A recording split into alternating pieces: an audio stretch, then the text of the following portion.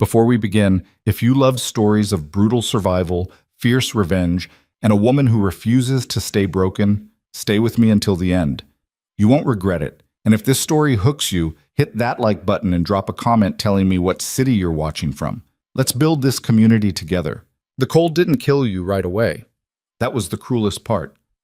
Arya Vance learned this truth as she lay in the snow, her face pressed against ice that burned like fire, her lungs struggling to pull in air through broken ribs. Blood pooled beneath her, dark and steaming in the moonlight, melting the frost in spreading circles that looked almost beautiful, if you ignored what they meant. She'd been here 3 hours, maybe 4. Time moved strangely when you were dying. Her left eye had swollen shut from Marcus's fist, but her right eye still worked, still saw the endless white expanse of the borderlands stretching toward mountains she'd never reach. The boundary markers, tall posts driven deep into frozen ground, stood like silent witnesses 50 yards away. Beyond them lay territory her pack had warned her about since childhood. Enemy land, Draven territory. Better to die out here than cross that line, her father used to say. Turned out there were worse things than enemies. You should have kept your mouth shut, Arya. Marcus's voice still echoed in her head, calm and cold as he'd stood over her in that basement. Did you really think anyone would believe you? You're nobody. You've always been nobody. The memory tried to drag her under, but she fought it. She needed to stay conscious, needed to understand how she'd been so blind. 3 days ago, she'd been preparing for her bonding ceremony. 3 days ago, Marcus Thorne had been her future, the beta her father had chosen, the man who would stand beside her when she took her place in the pack hierarchy. She'd trusted him, loved him even, in the careful way you loved someone chosen for you rather than by you. Then she'd found the records.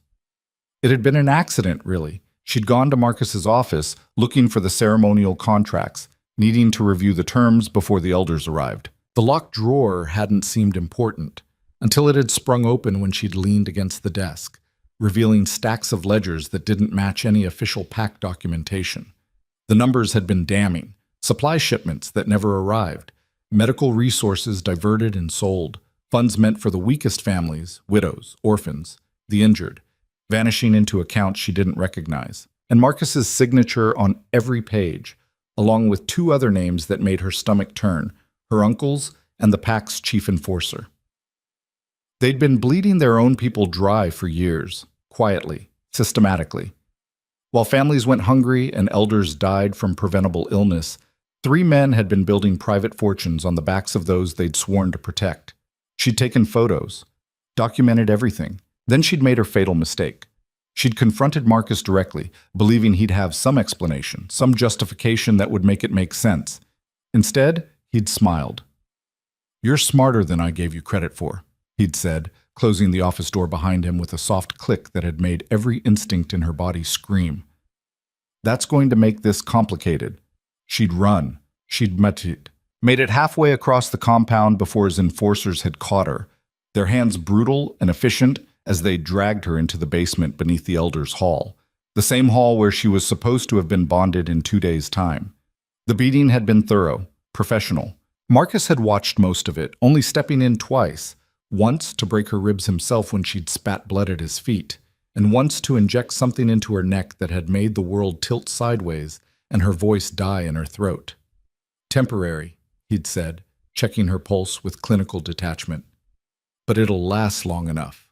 By the time anyone finds you, if they find you, it'll look like you wandered off and got lost.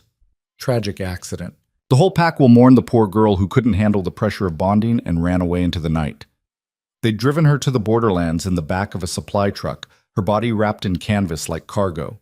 When they'd dumped her in the snow, Marcus had crouched beside her, his breath misting in the frozen air. "I actually liked you, Arya.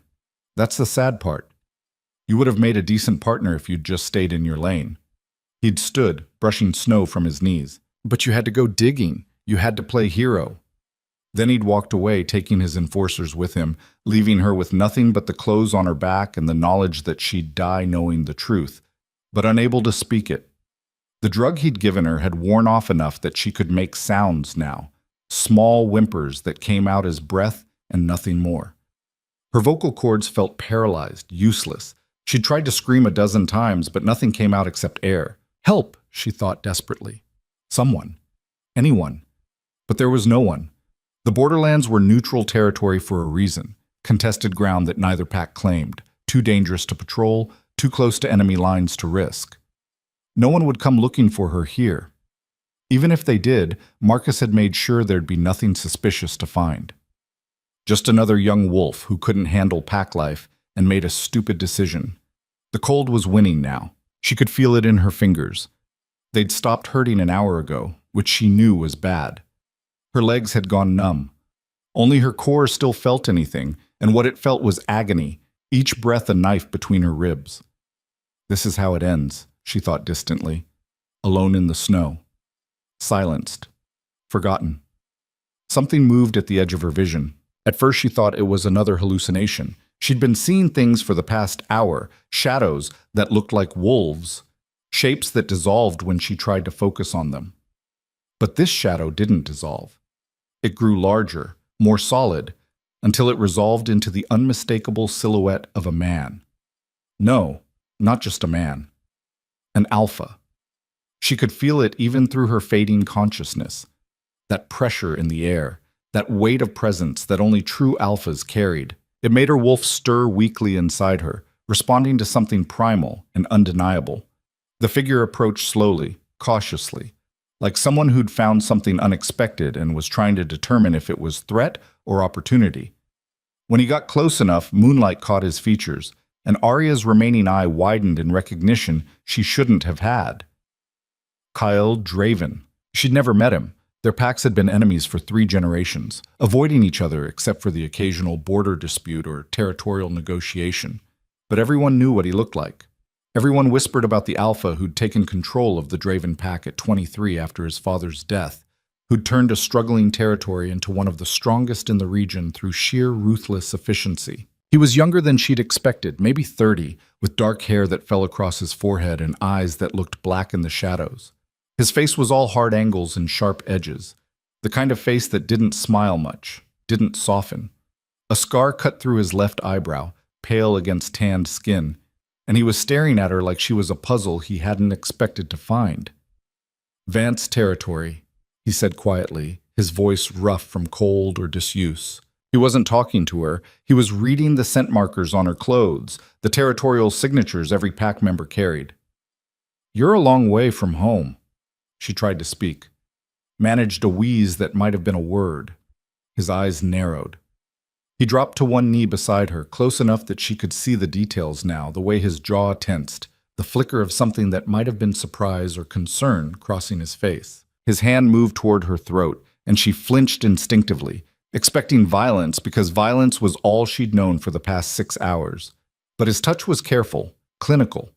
He pressed 2 fingers against her pulse point, counted silently, then moved his hand to check the swelling on her face. "Who did this?" The question came out flat, almost conversational, but there was something underneath it, a current of anger that made the alpha presence around him intensify until the air felt thick with it. She couldn't answer, could only stare at him with her one good eye, trying to communicate everything she couldn't say. "Help me, please, I'm dying. They tried to kill me, I know things, I have proof." Kale's gaze swept over her systematically, taking in the blood, the bruises, the unnatural angle of her left arm. When he reached her ribs, his expression went utterly cold. "Deliberately broken," he muttered. "Not a fight. An execution." He sat back on his heels, studying her face. "You're that Vance girl. The one who was supposed to bond with Marcus Thorne." It wasn't a question. Somehow he knew. "Ceremony's in 2 days, so why are you bleeding out in neutral territory?" The pieces were clicking together in his head. She could see it happening, see the moment he understood that this wasn't an accident or a random attack. This was intentional. This was pack business. "They tried to silence you," he said softly. "Permanently." She managed the smallest nod, and something shifted in his expression. Not pity, she'd have hated pity. Something harder. Something that looked almost like recognition. He glanced toward the boundary markers, then back at her. A decision was forming behind those dark eyes, and Arya couldn't tell if it would save her or finish what Marcus had started. "I should leave you here," Kyle said, and her heart tried to sink before he continued. "It would be smart. You're not my pack, Not my problem. Your people dumped you on purpose. Bringing you back would start a war I don't need right now. He paused. But they left you here to die, knowing you'd found something worth killing for, which means whatever you know is dangerous enough to risk everything to hide. His hand moved to her collar, pulling aside the fabric to reveal more bruising, the distinctive pattern of fingers wrapped around her throat, trying to choke the life out of her before they'd switch to other methods. And I really hate people who hurt the defenseless. The words were matter of fact, almost casual, but they carried a weight that made something loosen in Arya's chest. Not hope, not yet, but the first fragile possibility that she might survive the next hour. Kale stood abruptly, pulling a radio from his belt. Riker, bring the medical kit to boundary marker 7. Now. Static, then a rough voice. Boss, that's past. I know where it is. Just get here.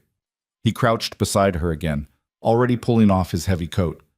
This is going to hurt, he warned, before carefully sliding the coat under her shoulders and wrapping it around her torso. The warmth was shocking, almost painful against her frozen skin. Can you move at all? She tried. Managed to shift one leg maybe an inch before agony exploded through her hip, and she had to bite her tongue to keep from screaming. Not that any sound would have come out anyway. That's what I thought. Kael's hands moved over her with professional efficiency, checking for breaks, assessing damage. When he touched her ribs, she did make a sound, a thin, airless keen that seemed to bother him more than her silence had. 3 broken ribs minimum, possible internal bleeding, advanced hypothermia, and he tilted her head gently, examining the injection site on her neck. Someone dosed you with something recently. She tried to gesture toward her throat to make him understand about her voice, but her hand wouldn't cooperate. Vocal paralytic, he guessed, seeing where she'd tried to point. Clever. Can't scream, can't call for help, can't testify if anyone finds you in time. His jaw worked. Marcus is thorough. I'll give him that. Another shape materialized from the darkness. A younger man, broader than Kael, but carrying himself with obvious deference. He dropped to his knees beside them, a medical kit already open in his hands. Jesus Christ, Riker breathed, staring at Arya. Boss, is that? The Vance girl. Yes. But the bonding ceremony is apparently off.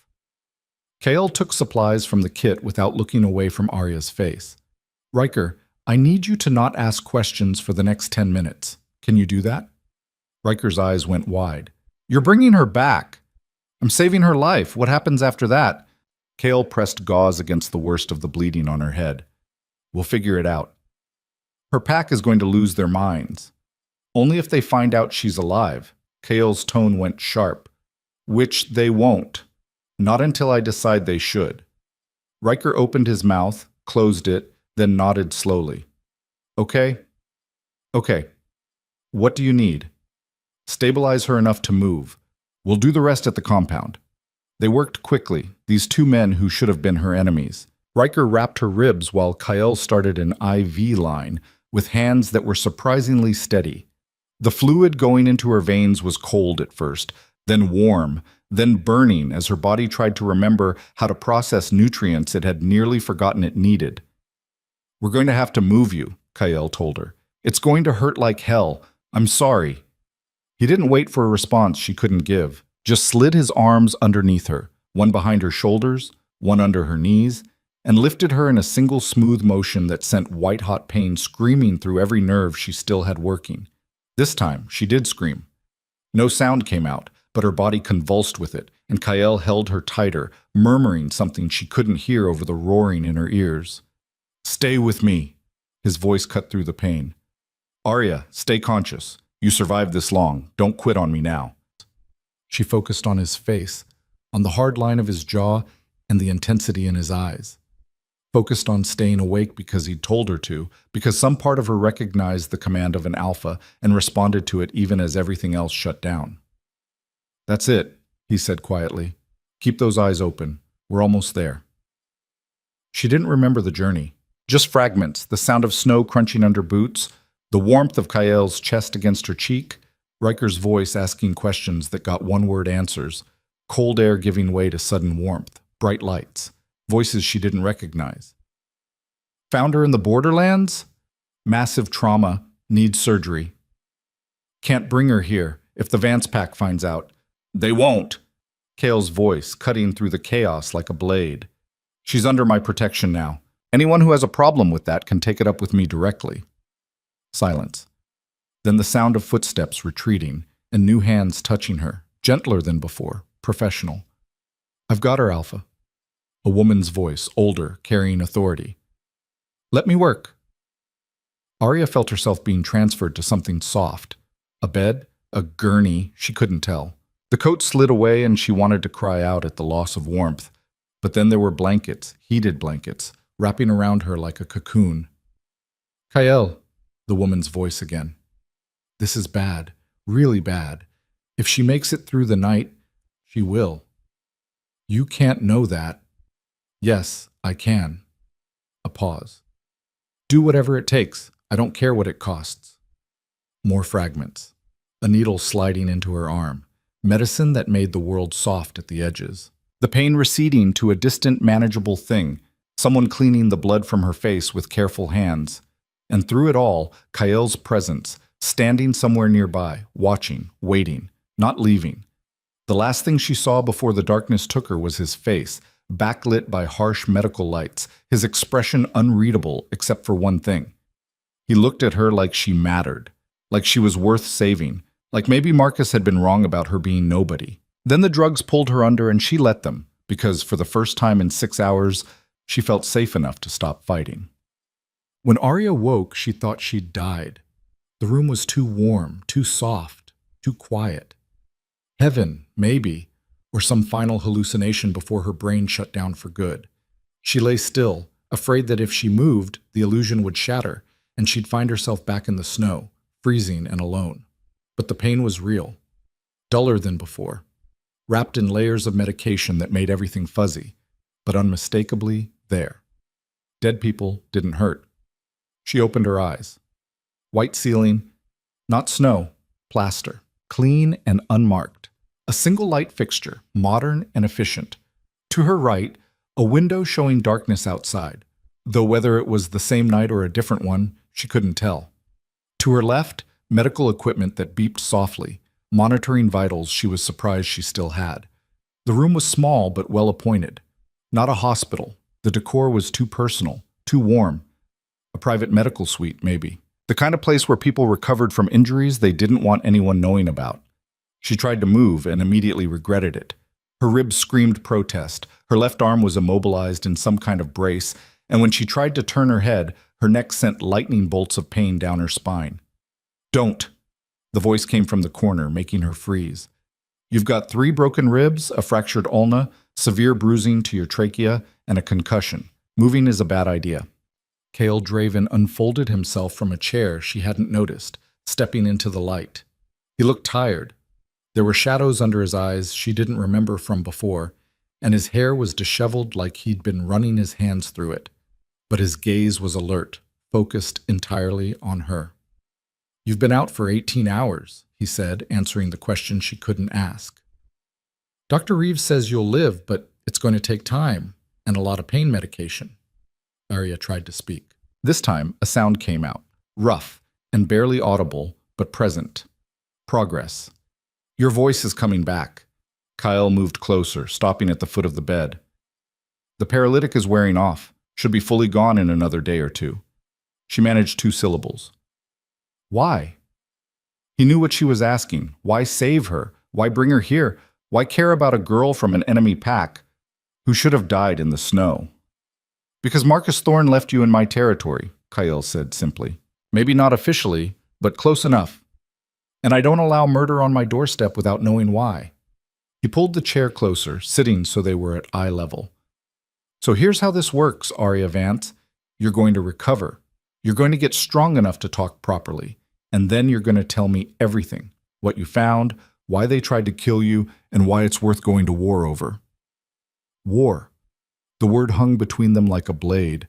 Because make no mistake, Kyle continued, his voice dropping to something quiet and dangerous. If I send you back now, you're dead. Marcus will finish what he started the moment he knows you survived. And if I keep you here without justification, your pack will demand your return, and I'll have no legitimate reason to refuse. He leaned forward slightly. But if what you found is as damaging as I think it is, if it's proof of corruption that violates pack law, then keeping you here becomes protective custody. It becomes my duty as an alpha to shelter you until justice is served. Arya stared at him, trying to process the implications. He wasn't saving her out of kindness. He was saving her because she was useful, because whatever she knew could give him leverage against a rival pack, could shift the balance of power in his favor. She should have been offended, should have been angry. Instead, she felt relieved. Kindness could be withdrawn. Kindness could change its mind. But self-interest, cold, calculating self-interest, that was something she could count on. That was something that would keep her alive long enough to make Marcus pay for what he'd done. "Files," she rasped, the words scraping her throat like broken glass. "Hidden. Proof." Kale's eyes sharpened. "Where?" She tried to think through the fog of pain and medication. Where had she hidden the phone with the photos? Not in her room. That would have been the first place they looked. Not in Marcus's office. Too obvious. Where? The memory came back in a rush. The Elder's Hall. She'd hidden it in the Elder's Hall, tucked behind a loose stone in the foundation, in a crawl space she'd discovered as a child when she used to play there during ceremonies. Elder's Hall, she managed. Foundation. East wall. Stone. Moves. They'll search there. She shook her head slightly, immediately regretting it when the room spun. Hidden. Childhood spot. No one knows. Kale considered this, his expression unreadable. If I send someone to retrieve it, there's risk. If they're caught on Vance territory, can't go back. The words came out stronger now, fueled by desperation. Marcus will kill me. I know. Kale's voice was surprisingly gentle. That's why you're staying here, under my protection, whether you want to or not. It should have sounded like a threat. Instead, it sounded like a promise.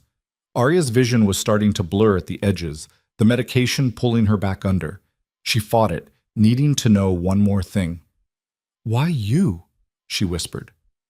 Why? Care? Kale was quiet for a long moment. When he finally spoke, his voice carried something she hadn't expected, personal history wrapped in old wounds. Because 5 years ago, I found someone like you. Someone who'd discovered corruption in their own pack and tried to expose it. Someone who got silenced for doing the right thing. His jaw tightened. I was too late then. She died before I could help her, before I even knew she needed help. He stood, moving back toward the shadows. I'm not making that mistake twice. The darkness was taking her again, warm and soft and inevitable. But before it did, she managed one last word. Thank you. She didn't see his expression, didn't see the way his hands clenched at his sides, or the flash of something raw crossing his face before he locked it down again. But she heard his response, quiet and final. Don't thank me yet, Arya. Thank me when you're alive to testify, and Marcus is standing in front of the council answering for what he did. Until then, he paused. Until then, we're even. Sleep took her. And for the first time since Marcus had smiled at her across that office, Arya Vance allowed herself something dangerous. The voices woke her before dawn. They weren't loud, just the opposite. They were the careful, hushed tones of people arguing while trying not to be overheard, and that made them impossible to ignore. Arya kept her eyes closed, her breathing steady, and listened. Completely insane, Kyle. You know that, right? A woman's voice, sharp with frustration. Not the doctor from before, someone younger. Your objection is noted, Maya. Kale sounded tired, like this wasn't the first time they'd had this conversation. Noted? That's it? The woman, Maya, let out a harsh laugh. You bring an enemy wolf into our stronghold, put her under your personal protection, and when your entire council tells you it's a mistake, you just note our concerns? The council doesn't run this pack. I do. Then act like it. Send her back. So they can finish killing her? So she becomes their problem instead of ours. Maya's footsteps moved closer to the bed, and Arya had to focus hard on keeping her face relaxed, her breathing even. Look at her, Kale. She's broken. Even if she survives, even if she recovers, what then? You think the Vance pack will just let you keep her? You think Marcus Thorne is going to say, oh well, guess she got away and move on? No, Kale said quietly. I think Marcus is going to panic. I think he's going to make mistakes. And I think those mistakes are going to give me exactly what I need. Silence stretched out. When Maya spoke again, her voice had changed, less angry, more worried. This isn't like you. You don't take risks without calculating every angle first. But this girl, you're not thinking clearly about her. I'm thinking perfectly clearly. Are you? Because from where I'm standing, it looks like you're making this personal. And personal gets people killed. Arya heard movement. Kael standing maybe or shifting position. When he spoke, his voice was harder. The council meeting is in 3 hours. I expect everyone there. We'll discuss this properly then. There's nothing to discuss. You've already made up your mind. Then the meeting will be short. Maya's footsteps retreated, but she paused at what must have been the door. She's going to bring war to our doorstep, Kael. And when she does, I hope whatever you think she's worth is enough to cover the cost. The door closed with a soft click. Arya waited, counting her heartbeats, wondering if Kael had left too. But then she heard him move closer, felt the subtle shift in air pressure that meant someone was standing right beside her bed. You can stop pretending, he said quietly. Your breathing changed 30 seconds ago. She opened her eyes. He was watching her with those dark, unreadable eyes, his arms crossed over his chest. In the pre-dawn light filtering through the window, he looked harder than before, less like the man who'd saved her, and more like the alpha everyone whispered about. How much did you hear? He asked. Enough. Her voice was stronger today, though it still hurt to talk. She's right. I'm going to cause you problems. Probably. So why keep me? Kael pulled the chair over and sat, leaning forward with his elbows on his knees. Because Maya's smart, but she's wrong about one thing. This isn't personal. It's strategic. Marcus Thorne has been running protection rackets and skimming resources for years. I've suspected it, but I've never had proof. You're going to give me that proof. And then what? Then I'm going to use it to destroy him in front of the entire regional council, publicly, undeniably. And when the Vance pack falls into chaos trying to figure out who else was involved, I'm going to offer them a deal they can't refuse, support and resources in exchange for new territorial agreements. Arya stared at him. You're going to use my pain to expand your power. Yes. At least he was honest about it. That was something. What if I don't want to be your weapon? She asked. Kael's expression didn't change. Then you're welcome to leave. Right now. I'll have someone drive you to neutral territory, and you can make your own way from there. He paused. Of course, Marcus will hear you're alive within 24 hours. And this time, he won't leave witnesses or loose ends. The choice was clear. Stay here and be used, or leave and die. Some choice. I want something in return, Arya said. That got a reaction, one eyebrow rising slightly. You're in no position to negotiate. Neither are you. Without me, you don't have proof. You don't have testimony. You don't have anything except suspicions. She pushed herself up slightly, ignoring the way her ribs screamed. So, if I'm going to be your weapon, I want to be a weapon that knows how to fight, not just stand there and bleed on command. Kael studied her for a long moment. You want training. I want to never feel helpless again. The words came out raw, honest. Marcus beat me because I couldn't stop him. His enforcers dragged me away because I wasn't strong enough to resist. I need to be able to protect myself, to fight back. You're injured. Then teach me when I heal. It takes months to develop real combat skills, years even. Then we'd better start soon. Something shifted in Kael's expression. Not quite a smile, but close.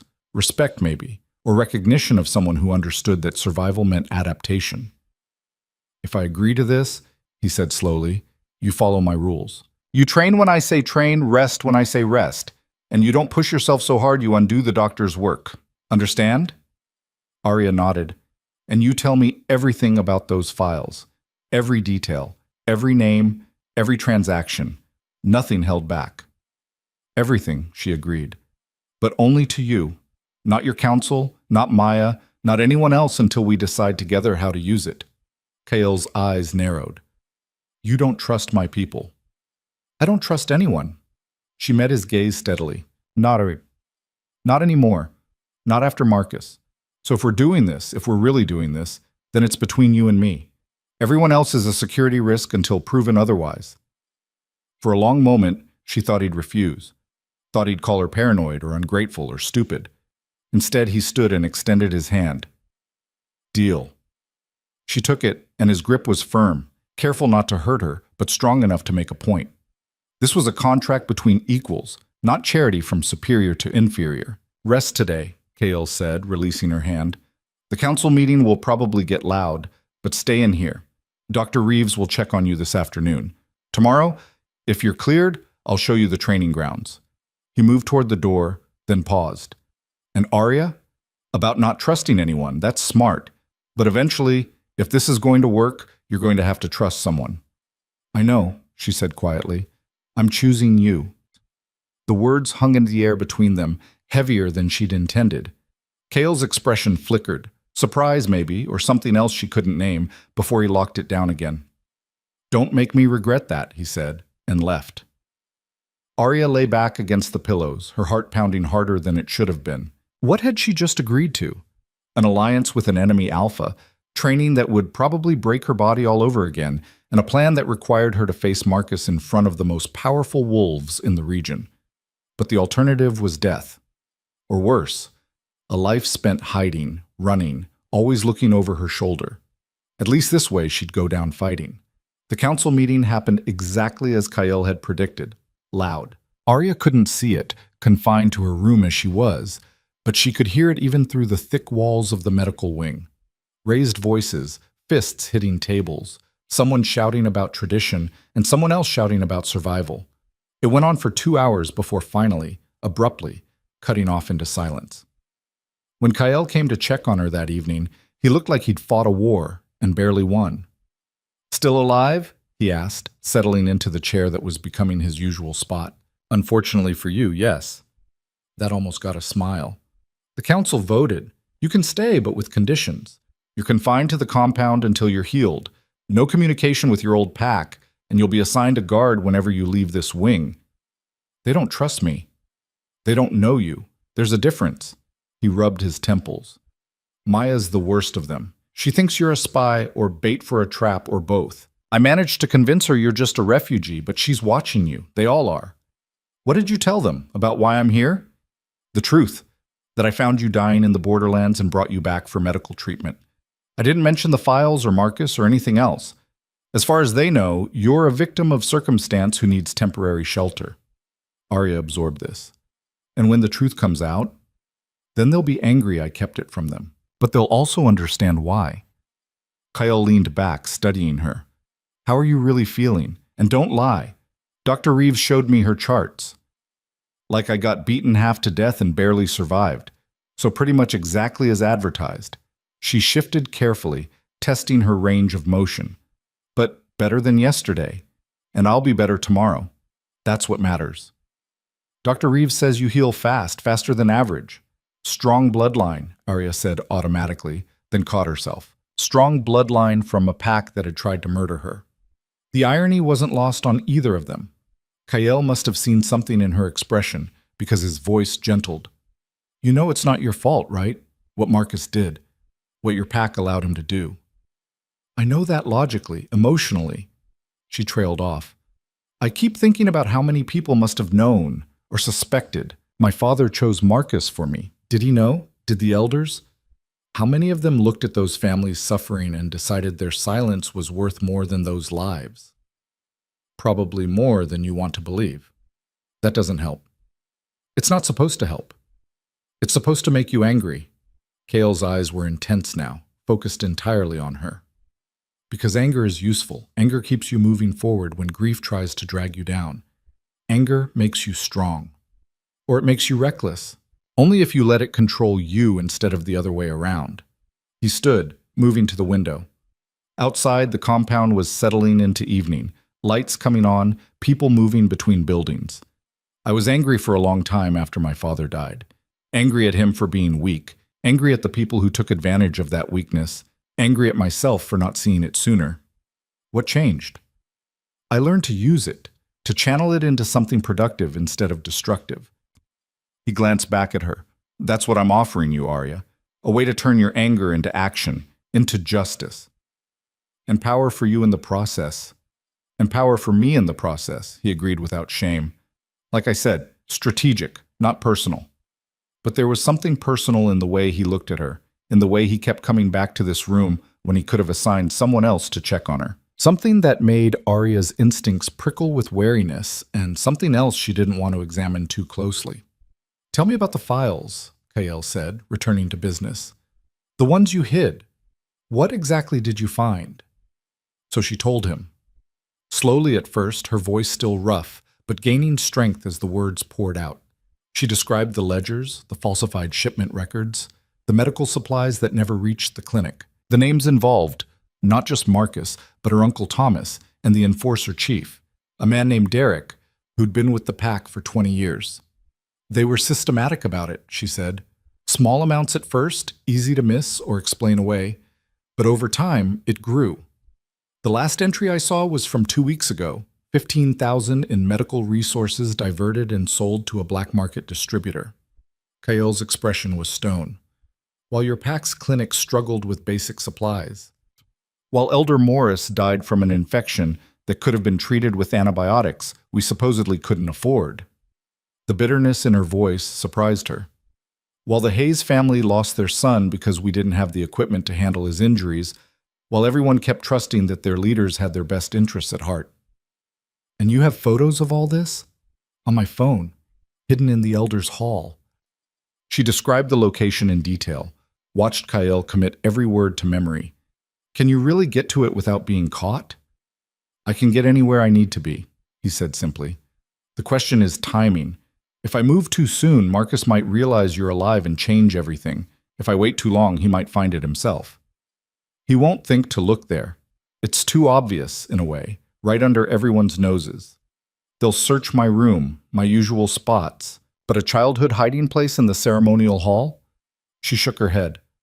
Marcus doesn't think like that. He's smart, but he's not creative. Then we have time. Kael moved toward the door. Get some rest. Tomorrow starts your real recovery. Physical therapy, assessment, baseline testing. Dr. Reeves is going to push you hard. Good. I want to be pushed. He paused at the threshold. The council assigned your guard, by the way. You'll meet her tomorrow. Her? Maya. Kael's expression was unreadable. She volunteered, said if anyone was going to watch you, it should be someone who won't be charmed into complacency. Arya's stomach sank. She hates me. She doesn't trust you. There's a difference.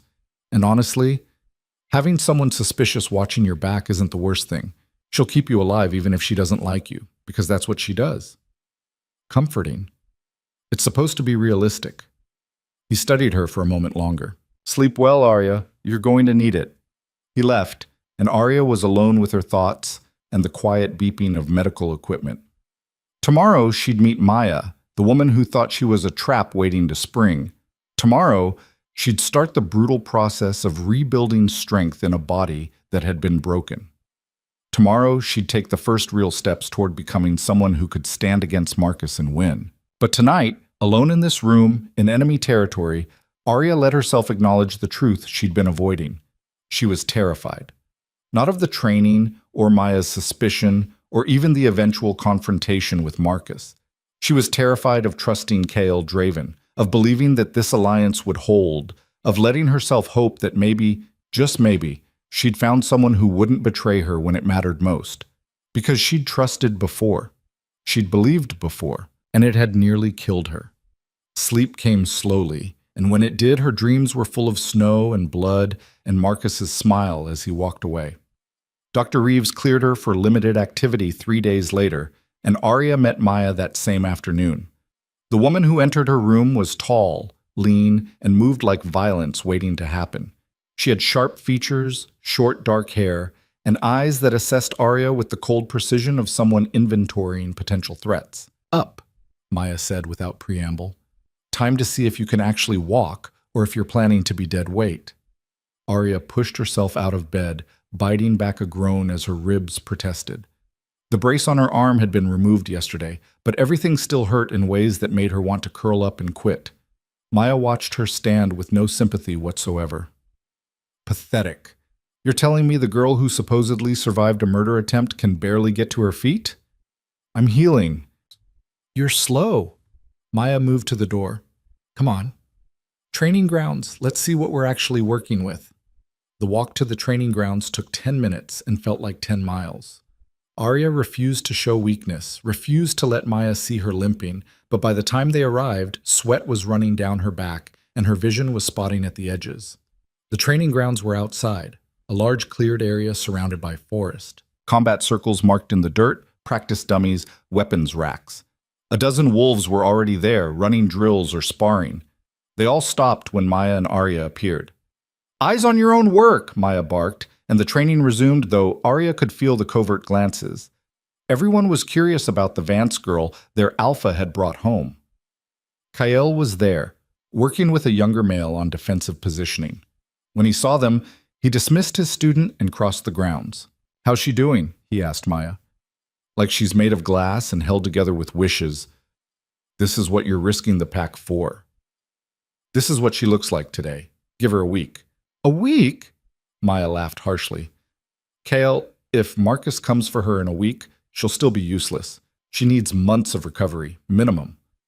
Then we'll make sure Marcus doesn't come for her in a week. Kale turned to Arya.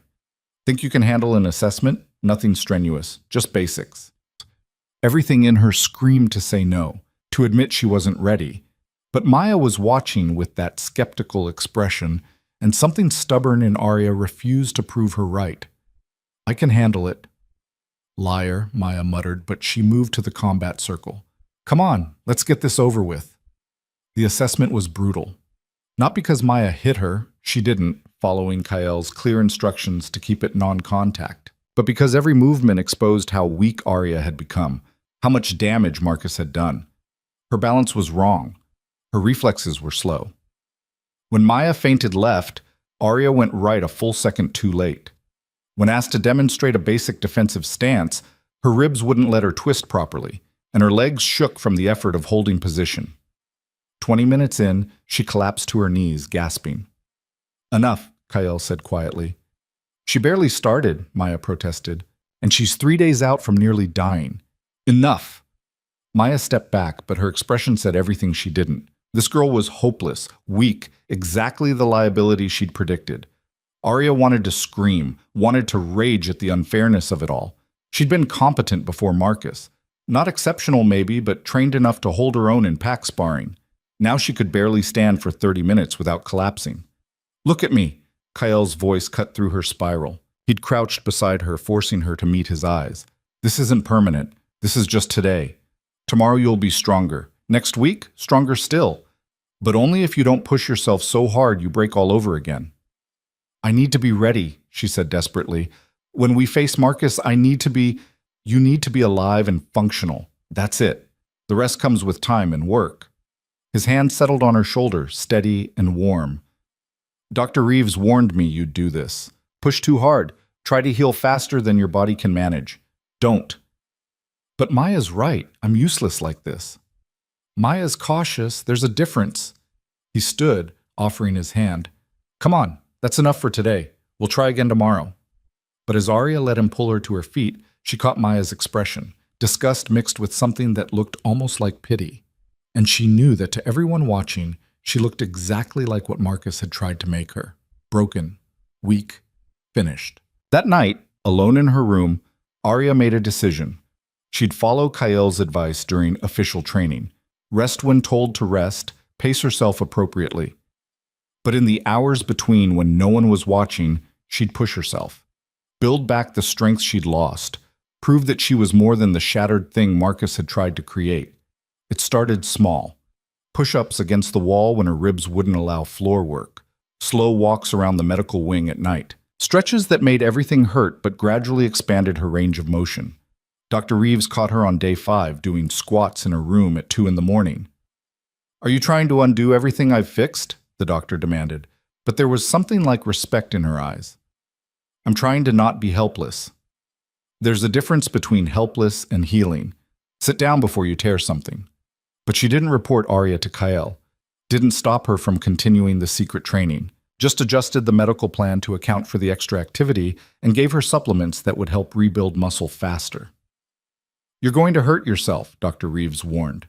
Probably badly, and when you do, I'm going to tell you I told you so while I patch you up. I can live with that. Yeah, the doctor said dryly. I'm starting to see why Kael likes you. The word stuck with Arya long after Dr. Reeves left, why Kael liked her. Did he?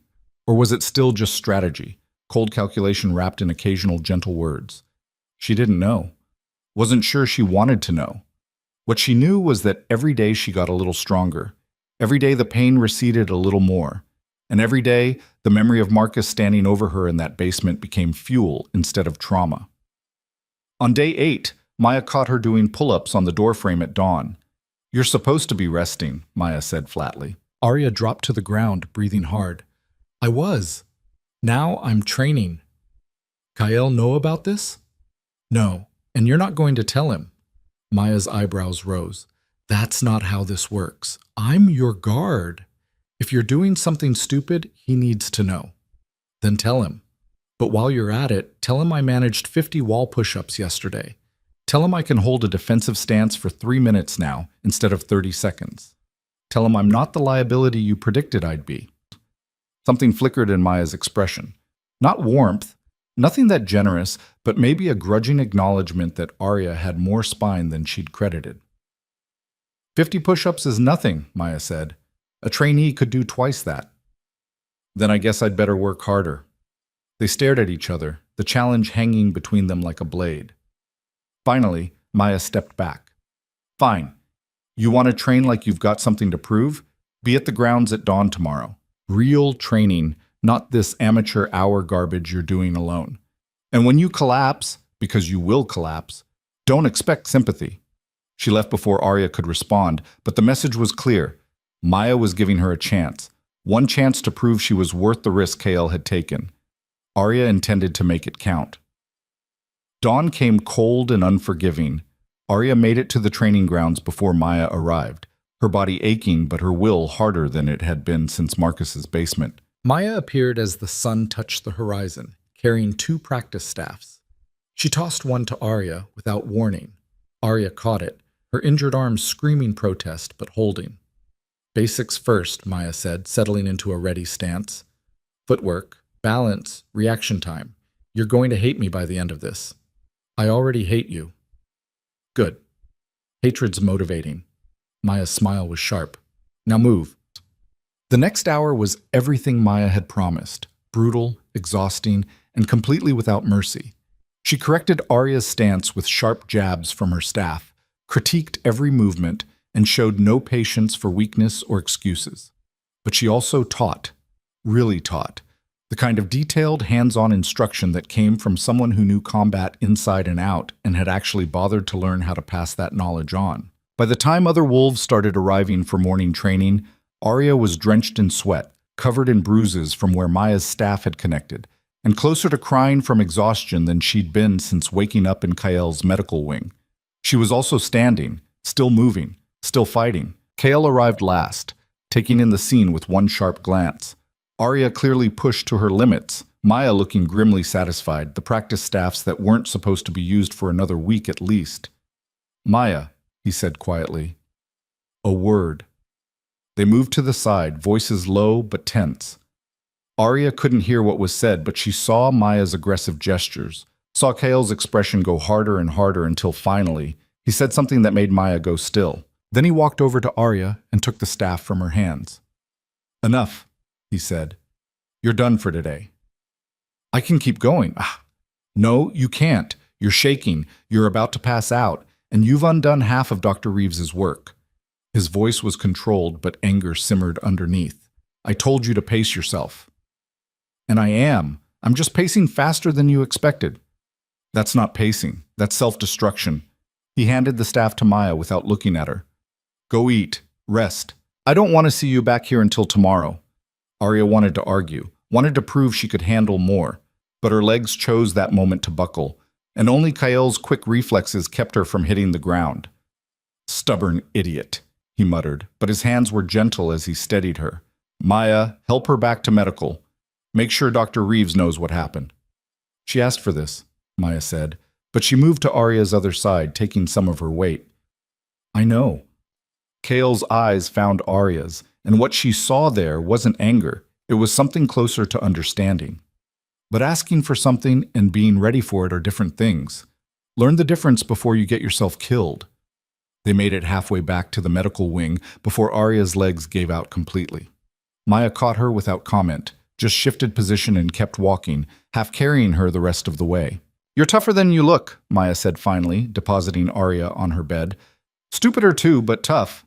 It wasn't quite approval, but it wasn't contempt either. Progress, Arya thought distantly, before exhaustion pulled her under. She woke to find Kale sitting in his usual chair, reading something on his tablet. When he noticed her eyes open, he set it aside. Dr. Reeves says you pulled a muscle in your back and aggravated your ribs. She's not happy with either of us. I can live with that. Why are you doing this? The question was direct, demanding honesty. And don't tell me it's just about getting stronger. You're driving yourself like you've got a deadline. Arya was quiet for a long moment, organizing thoughts that had been chaos for days. Because every minute I'm weak, Marcus is out there free. Every day I spend recovering is a day those families suffer.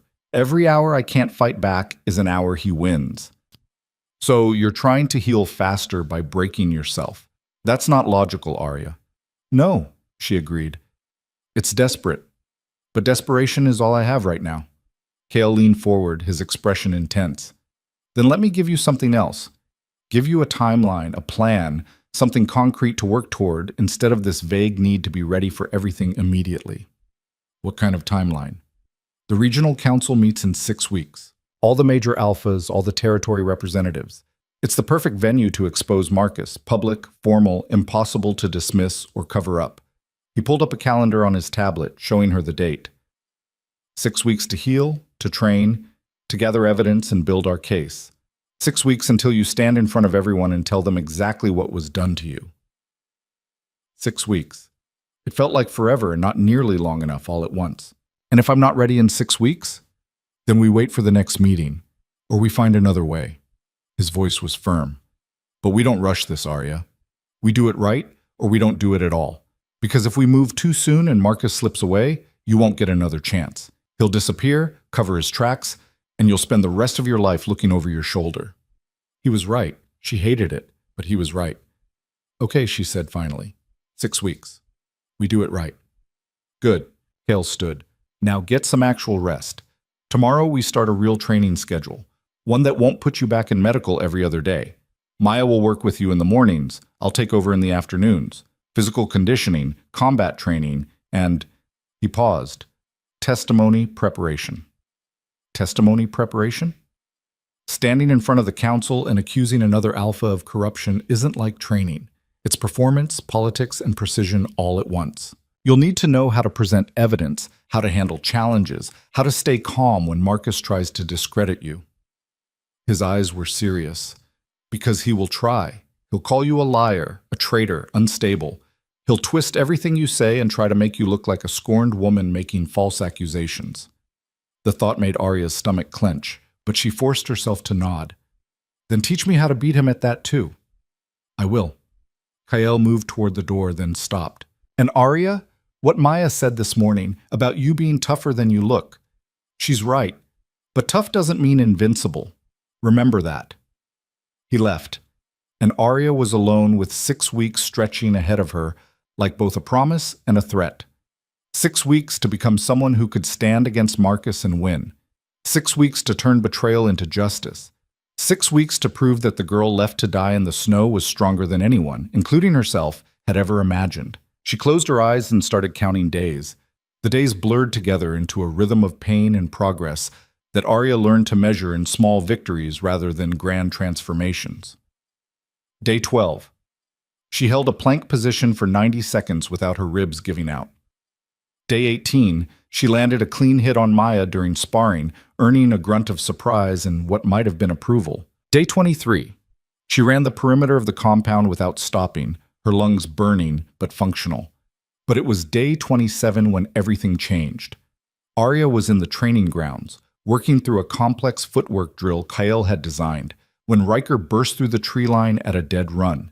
His face was pale, his eyes wild, and the scent of blood clung to him like a second skin. Kyle! He skidded to a stop, breathing hard. We've got a situation. Border Patrol found something. Kale was across the grounds in seconds, Maya right behind him. Arya hesitated, knowing she should stay back, knowing this wasn't her business. But something in Riker's expression made her follow anyway. They gathered near the equipment shed, voices low and urgent. 3 bodies, Riker was saying, dumped just inside our territory, right past marker 19. Throats cut, no identification, but they're wearing Vance pack colors. Arya's blood went cold. How long dead? Kale's voice was controlled, clinical. Maybe 6 hours. The blood's still tacky. Riker glanced at Arya, then back to Kale. Boss, there's a message carved into one of them. Show me. It's not. Kyle, it's meant for her. Riker's jaw was tight. It says, return what's mine. The world tilted. Arya felt Maya's hand on her arm, steadying, but her focus was entirely on Kael's face, watching the calculation happen behind his eyes. He knows, she breathed. Marcus knows I'm alive. Or he suspects. Kael was already moving, issuing orders in a voice that cut through the shocked silence. Riker, get a team to secure the bodies. Full documentation, photos, evidence collection, everything. Maya, double the perimeter guards. No one in or out without my clearance. His eyes found Arya. You, medical wing, now. I'm not hiding. Well, that wasn't a request. The alpha command in his voice made her wolf whimper in submission, but Arya gritted her teeth and held her ground. If Marcus is sending messages, I need to see them. I need to know what we're dealing with. What we're dealing with is a territorial violation and 3 dead wolves. Kale's expression was granite. What you need to do is stay alive and out of sight until I figure out how much he actually knows. Kale, now, Arya. Maya's grip tightened on her arm. Come on, don't make this harder than it needs to be. The walk back to the medical wing felt like a retreat, and Arya hated every step of it. But as Maya closed the door behind them, her expression shifted from guard to something almost conspiratorial. You want to see the bodies, Maya said. It wasn't a question. I need to know what Marcus is doing, what he's planning. Kyle will tell you. After he's filtered it, sanitized it, decided what I can handle. Arya met Maya's eyes. I'm not fragile. I'm not going to break because I see something ugly. I've already lived through ugly. Maya considered this, her expression unreadable. Then she moved to the window, checking the courtyard below. Dr. Reeves is in surgery for another hour. The guards change shift in 20 minutes. If you were going to do something stupid, that would be your window. It took Arya a moment to process what Maya was actually saying. You're helping me? I'm telling you facts about the compound schedule. What you do with that information is your choice. Maya turned back, and there was something hard in her eyes. But if you get caught, I don't know anything about it. Clear? Crystal. And Arya? Maya's voice dropped. Whatever you see out there, it's going to be bad. Marcus is sending a message, and messages written in blood are never subtle. You sure you're ready for that? Arya thought about the basement, about Marcus's fist connecting with her ribs, about waking up in the snow, waiting to die. I'm sure. Maya nodded once and left, and Arya was alone with 20 minutes to plan something incredibly reckless. The guard shift change happened exactly on schedule. Arya slipped out of the medical wing through a side door she'd noted during her early morning walks, keeping to the shadows as she made her way toward the perimeter. The compound was designed with security in mind, but she'd spent 4 weeks learning its rhythms, its blind spots, the places where patrol routes overlapped and left brief gaps. She made it to marker 19 in 12 minutes, her heart pounding, and every instinct screaming that this was a terrible idea. The bodies were covered with tarps, but the blood had soaked through, dark and spreading. Kael's team was working methodically, taking photos, marking evidence. No one noticed her approach until she was almost on top of them. Who the hell? One of the wolves spun, hand going to his weapon before recognition stopped him cold. You're supposed to be in medical. I need to see. Kael's orders were clear. No one but authorized. Please. The word came out raw. If Marcus is killing people to get to me, I need to see what that looks like. I need to understand what I'm fighting. The wolf, she thought his name was Derek, different from the Derek in her old pack, hesitated. Then he stepped aside. 2 minutes. That's all you get before I call this in. Arya moved to the nearest body and pulled back the tarp. The woman underneath had been young, maybe early 20s. Her throat was opened in a ragged line, the cut deep enough to nearly separate her head from her body. But it was her face that made Arya's stomach lurch. She recognized her. Sarah Chen, a lower-tier pack member who worked in the kitchens. Quiet, kind, had never hurt anyone in her life.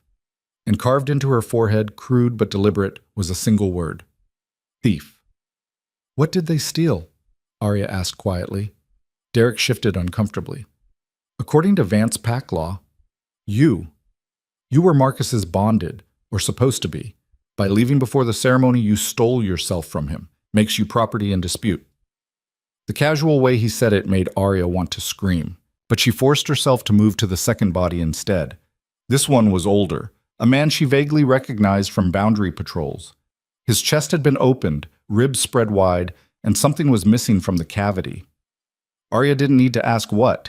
The message carved into his stomach spelled it out. Heartless. They helped you, Derek said quietly. That's the accusation anyway. That these three knew you were leaving and didn't report it, didn't try to stop you. Therefore, they're traitors to the pack. They didn't know anything, Arya's voice cracked. Sarah worked in the kitchens. I barely spoke to her. Marcus is just killing random people to make a point. Yeah, that's what we figured too. The third body was the worst. Because Arya knew her, really knew her. Emma Vance, her second cousin, only 17 years old. The girl who used to follow Arya around at pack gatherings, who'd asked 1,000 questions about bonding ceremonies and what it was like to be chosen by a beta. Her eyes were gone. Just empty sockets, blood-crusted and horrific. And across her chest, carved deep, she sees nothing. Arya turned away and vomited into the snow, her whole body shaking. You've seen enough, Derek said, not unkindly. Come on, let's get you back before what? Kael's voice cut through the clearing like ice. He stood at the tree line, his expression absolutely murderous. Before I find out my orders were ignored, and the one person who absolutely cannot be seen near this scene is standing here contaminating my crime scene? Derek went pale. Alpha, I can explain to Maya. She's handling security protocols from now on. Kael's eyes never left Arya. You, with me, now. They walked back to the compound in silence. Kael's anger a physical presence beside her. But when they reached the medical wing, he didn't take her inside. Instead, he steered her toward the main building, up 3 flights of stairs, and into an office that was clearly his, sparse, functional, and currently empty except for the 2 of them. Sit, he ordered. Arya sat. Kael moved to the window, staring out at the compound below, his shoulders rigid with tension. When he finally spoke, his voice was controlled, but barely. What you did was unbelievably stupid. I know. You violated direct orders, put yourself at risk, and potentially exposed yourself to anyone who might have been watching that scene. If Marcus has people in my pack, and we have to assume he might, you just confirmed that you're alive and exactly where to find you. I needed to see, you needed to trust me. He spun to face her, and for the first time since she'd met him, Kael Draven looked truly angry. Not the cold calculation she was used to, but real, hot rage. You needed to stay safe and let me handle the investigation. That's what you needed to do. Safe. Arya stood, her own anger rising to match his. Those people are dead because of me. Sarah, Emma, that guard whose name I don't even know. They're dead because Marcus is trying to hurt me. And you want me to stay locked in a room while he carves messages into their bodies? Yes, because that's exactly what he wants you to do. Rush out, expose yourself, make a mistake he can exploit. Kael closed the distance between them. Marcus is baiting you, Arya. He's killing randomly and blaming you for it, trying to force you into revealing yourself before you're ready, and you just fell for it. The words hit like a slap. Because he was right, and she knew it. I can't just hide, she said. but her voice was smaller now. Those people are dead. Nothing you do will change that. His tone gentled slightly. I know it's hard. I know you feel responsible. But the best way to honor them is to stay alive long enough to make Marcus pay for what he did. Not just to you, but to them. To everyone he's hurt. Arya sank back into the chair, the fight draining out of her. He killed a 17-year-old girl, KL. Cut out her eyes and left her like trash. I know, I saw the reports. She used to ask me about bonding ceremonies. Used to practice her formal greetings in case she got chosen someday. Her voice cracked. And now she's dead because Marcus wants to send me a message. Kael was quiet for a long moment. Then he moved to his desk, pulling out a file she hadn't noticed before. There's something you need to see. I was going to wait, but he handed her the file. This arrived 3 hours before the bodies were found. Courier dropped it at the boundary line and disappeared. Arya opened it with shaking hands. Inside was a single sheet of paper typed in Marcus's precise, formal style. To Alpha Kyle Draven of the Draven territory. It has come to my attention that you may be harboring property that rightfully belongs to the Vance pack. Specifically, one Arya Vance, who is bound by formal contract to undergo a bonding ceremony before her untimely and suspicious disappearance. While I appreciate that territorial disputes can be complicated, I must remind you that interfering with another pack's internal affairs is a violation of regional council law.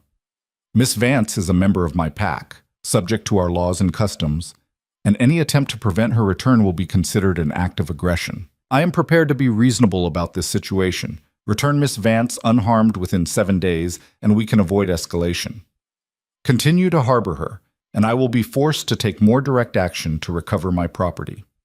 The 3 individuals who aided in her escape have been dealt with according to pack law. Consider them a demonstration of my seriousness regarding this matter. I look forward to your cooperation. Marcus Thorne, Beta and Acting Alpha, Vance Territory. Acting Alpha, Arya read aloud, her mind racing. What happened to my father? That's what I've been trying to find out. Kale pulled up something on his computer, turning the screen toward her.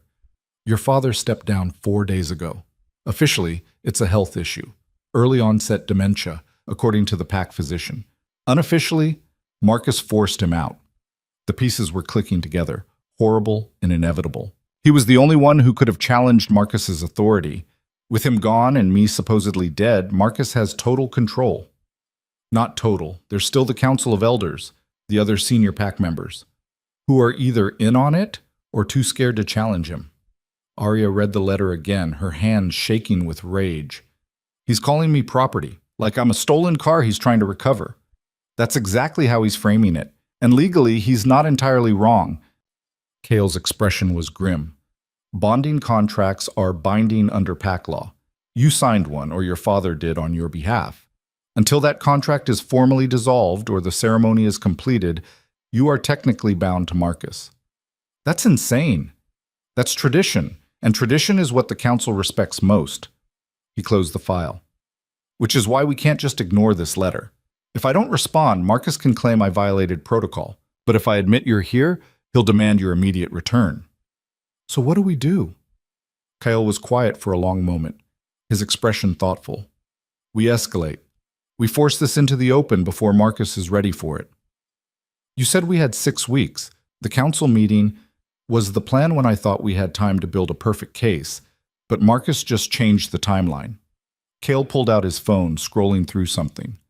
There's a provision in council law for emergency sessions. They can be called when there's an urgent territorial dispute that threatens regional stability. You think he'll agree to that? I think he has to. The letter he sent makes this official. And once it's official, it has to be resolved through proper channels. Kale's smile was sharp. He wanted to force my hand. Fine. Let's see how he handles it when I call his bluff and demand a formal hearing. Arya's heart was pounding. I'm not ready. We don't have all the evidence yet. We haven't retrieved the files. We have enough. We have you, alive and able to testify. We have 3 dead pack members he just admitted to killing. We have his letter claiming you as property. Kyle met her eyes.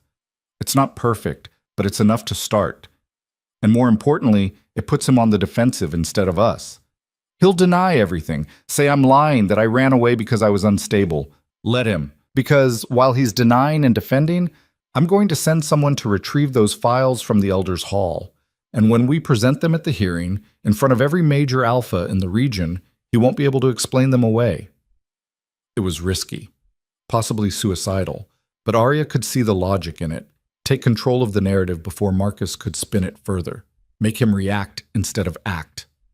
When? She asked. I'll send the request to the council tonight. They have to respond within 48 hours.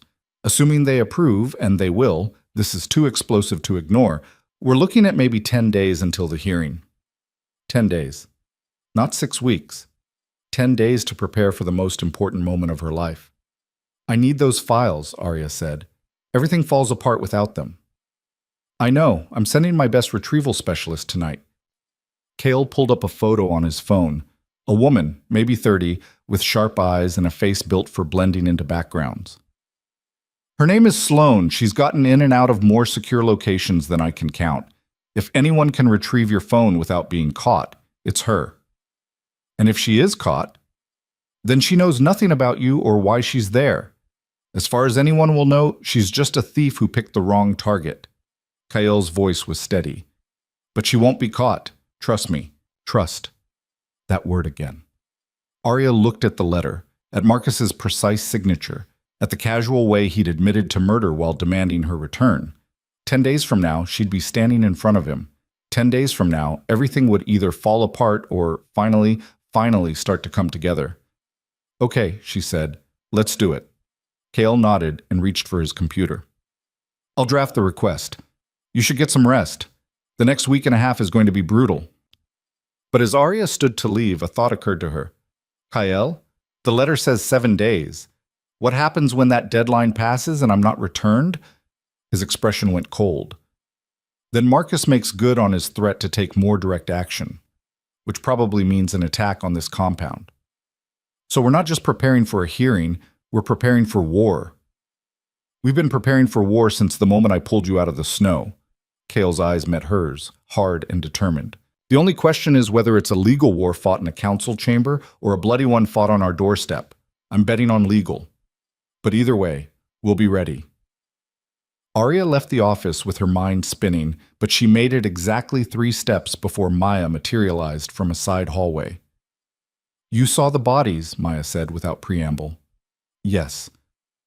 And now you understand what we're really dealing with. I understood before. This just made it clearer. Arya kept walking, but Maya fell into step beside her. Marcus is going to keep killing people until he gets what he wants. You know that, right? Those 3 won't be the last. Every day you stay here, every day this drags out, more people die. Arya stopped walking. Is there a point to this, or are you just trying to make me feel worse? The point is that you need to be ready for what happens when you stand in front of the council. Maya's voice was hard. Because if you freeze, if you hesitate, if you show one moment of weakness, Marcus wins, and everyone who died for you died for nothing. I won't freeze. You don't know that. You've never done anything like this before. You've never had to stand in front of a room full of alphas and accuse one of them of corruption and murder. Maya stepped closer. I'm not trying to be cruel, Arya. I'm trying to prepare you for reality. Because Kael believes in you, and I need to know that belief isn't misplaced. The challenge hung between them, clear and direct. What do you want me to say? Arya asked quietly. That I'm terrified? I am. That I might fail? I know. But I'm still going to try because the alternative is letting Marcus get away with everything he's done. Maya studied her for a long moment, then nodded slowly. Good. Fear is smart. Overconfidence gets you killed. She turned to leave, then paused. For what it's worth, I think you might actually pull this off. But that doesn't mean I'm going to make it easy on you. Starting tomorrow, we're doubling your training. If you're going to face Marcus in 10 days, you need to be able to hold your ground no matter what he throws at you. I can handle it. We'll see. That night, Arya couldn't sleep. She lay in bed watching the minutes tick by, thinking about Emma's empty eye sockets, about Sarah's carved forehead, about the 3rd victim whose name she still didn't know. Thinking about the 7-day deadline and what would happen when it passed. Thinking about standing in front of the council and finally telling the truth. Somewhere around 3 in the morning, she heard movement in the hallway.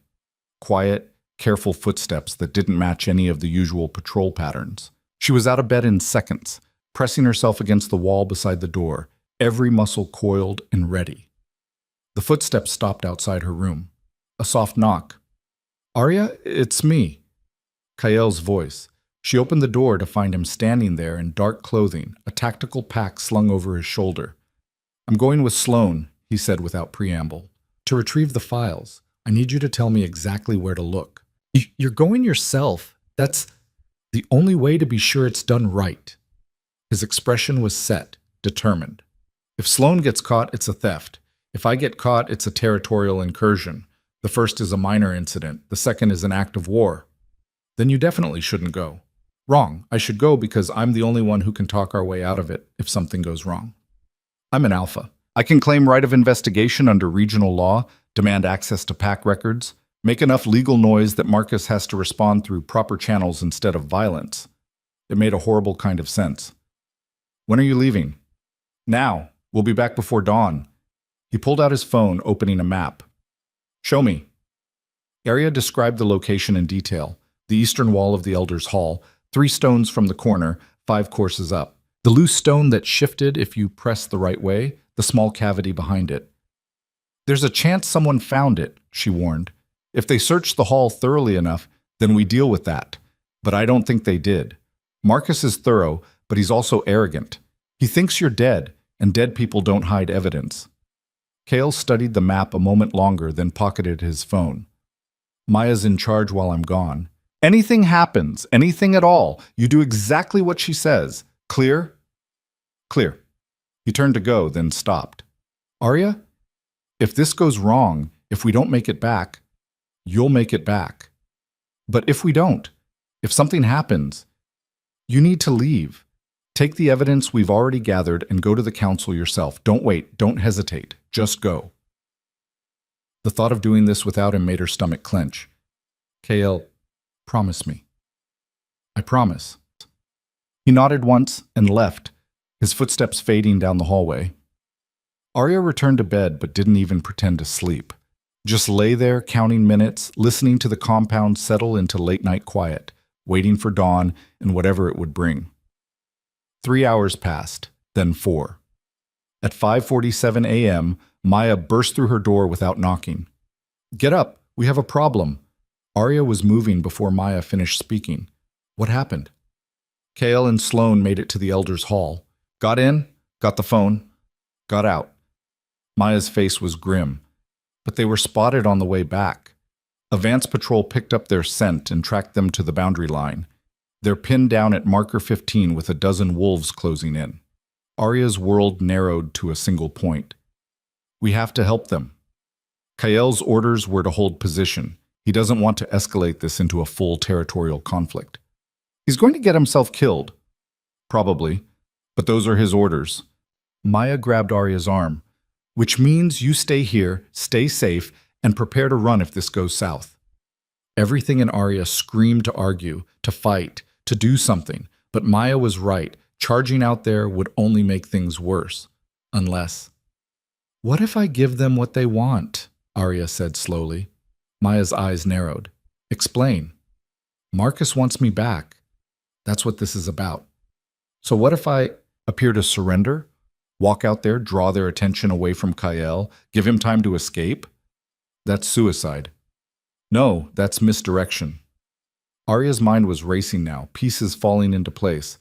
"I show myself, they focus on me, Kael gets clear, and once he's safe, I fight my way back before they can actually capture me." "You can't fight 12 wolves alone." "I don't have to.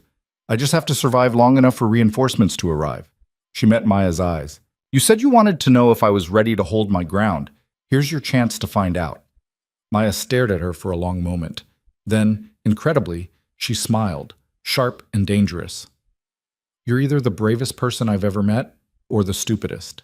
Possibly both." "Is that a yes?" I'll give you 5 minutes before I bring the cavalry, which means you'd better make those 5 minutes count." Maya was already moving, pulling weapons from a locked cabinet. "You take the eastern approach. I'll position back up at the ridge. You draw them out. We close the trap." They armed quickly and moved quietly, slipping through the compound toward the boundary line. Arya could feel her heart trying to break through her ribs, could taste fear like metal on her tongue. But underneath the fear was something harder, something that had been building for 4 weeks of training and pain and preparing for exactly this moment. She wasn't the girl Marcus had thrown in the snow anymore. She was something else now, something sharper. They reached marker 15 just as dawn broke over the mountains. Arya could see them now, Kael and Sloane, backed against a boulder with hostile wolves forming a semicircle around them. One of the wolves was talking, his voice carrying across the distance. "Orders to bring you in for questioning, Alpha Draven. Trespassing on Vance territory, theft of pack property, possible kidnapping. You can come quietly, or we can do this the hard way." "I'm standing on neutral ground," Kael replied, his voice calm but carrying clear warning. "You want to talk, we talk. But no one crosses this line without starting something neither of our packs can finish. Your choice." The lead wolf, Arya recognized him now, Marcus's head enforcer, a brutal man named Garrett, gestured to his team. "Take them." Arya stepped out of the tree line. "Looking for me, Garrett?" Every head snapped toward her. She could see the shock register on Garrett's face, see Kael's expression shift from controlled calm to something close to panic. "Arya," Garrett breathed. "You're alive." Surprise. She walked forward slowly, hands visible and empty. "I hear Marcus wants me back." "Well, here I am." "Arya, don't," Kael started, but she cut him off with a look. "It's over, Kael. You tried to help me, and I appreciate it, but I'm not worth starting a war over." She turned back to Garrett. "You want to take me back to Marcus? Fine. Let them go, and I'll come quietly." Garrett's eyes narrowed with suspicion. "Just like that? After everything?" "Just like that. I'm tired of running, tired of hiding. If Marcus wants to talk, we'll talk." She took another step forward. "But Kael and Sloane leave. Now. That's the deal." For a moment, nobody moved. Then Garrett smiled, and it was an ugly thing. "Marcus said you'd try something like this, said you'd probably try to play hero." He gestured to his wolves. "New plan. We take all 3 of them.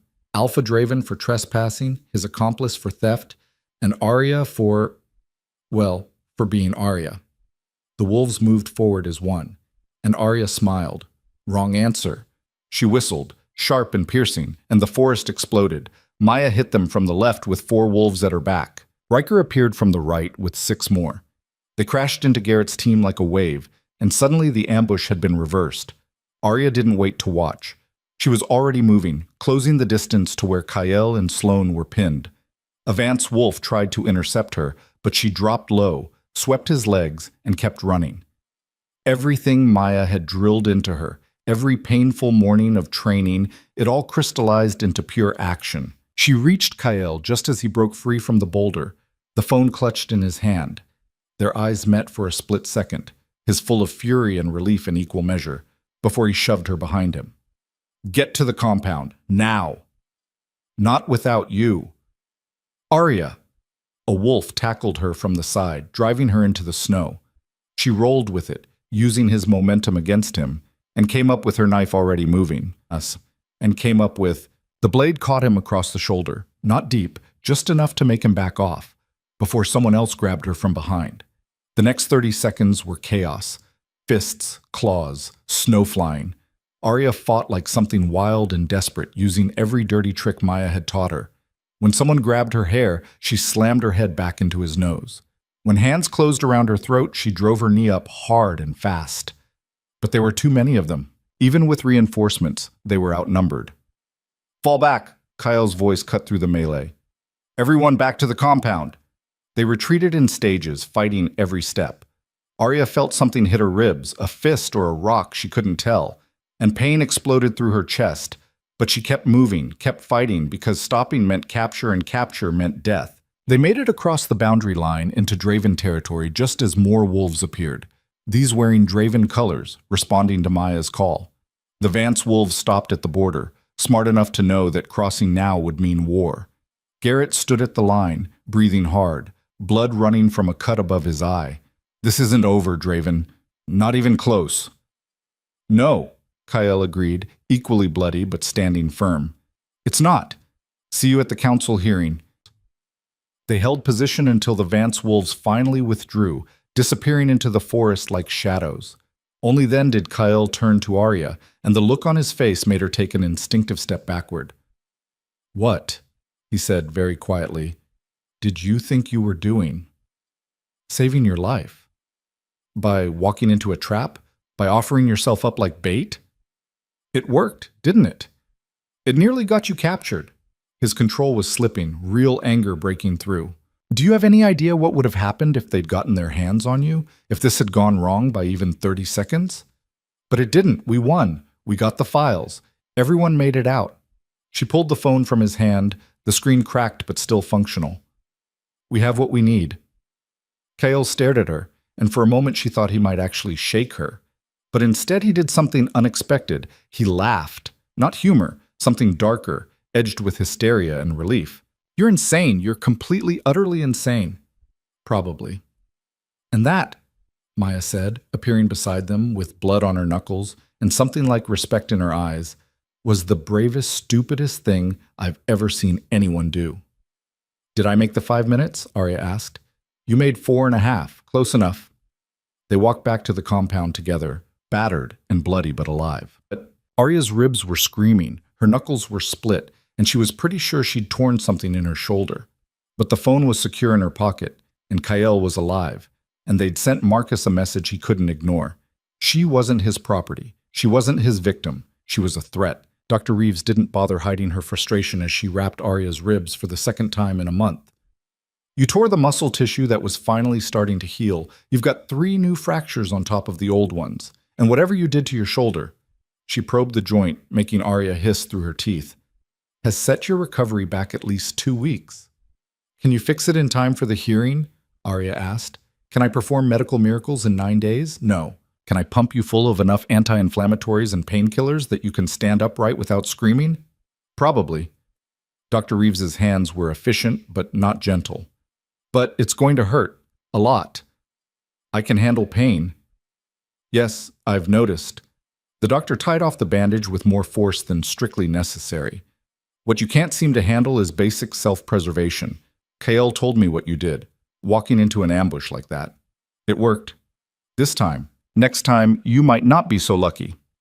Dr. Reeves stepped back, studying Arya with something that looked almost like concern. You're not invincible, you know. And the way you're going, you'll burn yourself out before you ever make it to that council chamber. But Arya was already thinking past the pain, past the injuries. They had the phone. They had the evidence. The hearing was in 9 days, and Marcus had just shown his hand by sending wolves after Kyle. Everything was falling into place, except for one thing. I need to see what's on the phone, she said. Later. Right now you need rest. Now, before Marcus has time to change anything, before he can cover his tracks further. Arya met the doctor's eyes. Please. Dr. Reeves sighed, but didn't argue.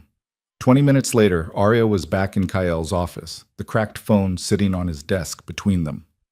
Maya stood by the door, arms crossed. Riker worked at a laptop, downloading the files through a forensic recovery program that would preserve the data even if the phone died completely. Okay, Riker said finally. I've got everything. Photos, documents, even some encrypted files that... Hang on. His fingers flew across the keyboard. These aren't just financial records. There's correspondence here, emails, text messages. Kyle leaned forward. Between who? Marcus and someone named Derek Vance. Looks like they were coordinating the supply diversions, deciding which shipments to intercept. Riker's expression darkened as he read. And here's one from your Uncle Thomas.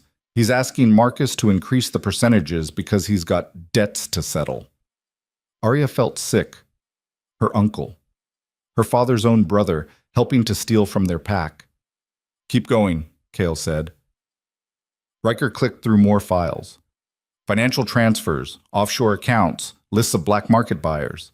He paused. And, Jesus, there's a whole folder labeled Cleanup. It's full of instructions on how to handle anyone who asks too many questions. Anyone specific mentioned? Maya asked. Yeah, there's a whole section on Arya. You might not want to hear this. Read it, she said flatly. Riker hesitated, then started reading. Subject: a V problem. From Marcus to Derek.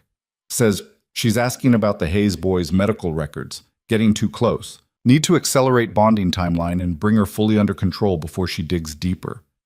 Once we're bonded, any accusations she makes can be dismissed as marital discord. If she refuses the ceremony, we move to contingency. The room went silent. There's more, Riker said quietly. Another email from 2 weeks before the ceremony. A V found the ledgers. She knows. Attempted confrontation. Contingency activated. We'll handle personally. Make it look natural. Natural. Like finding a body in the snow was natural.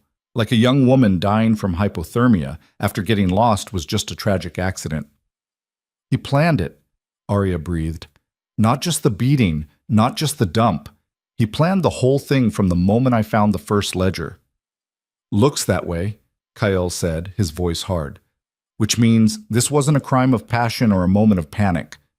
This was premeditated, attempted murder. That changes everything. Maya whistled low. The Council doesn't forgive that, ever.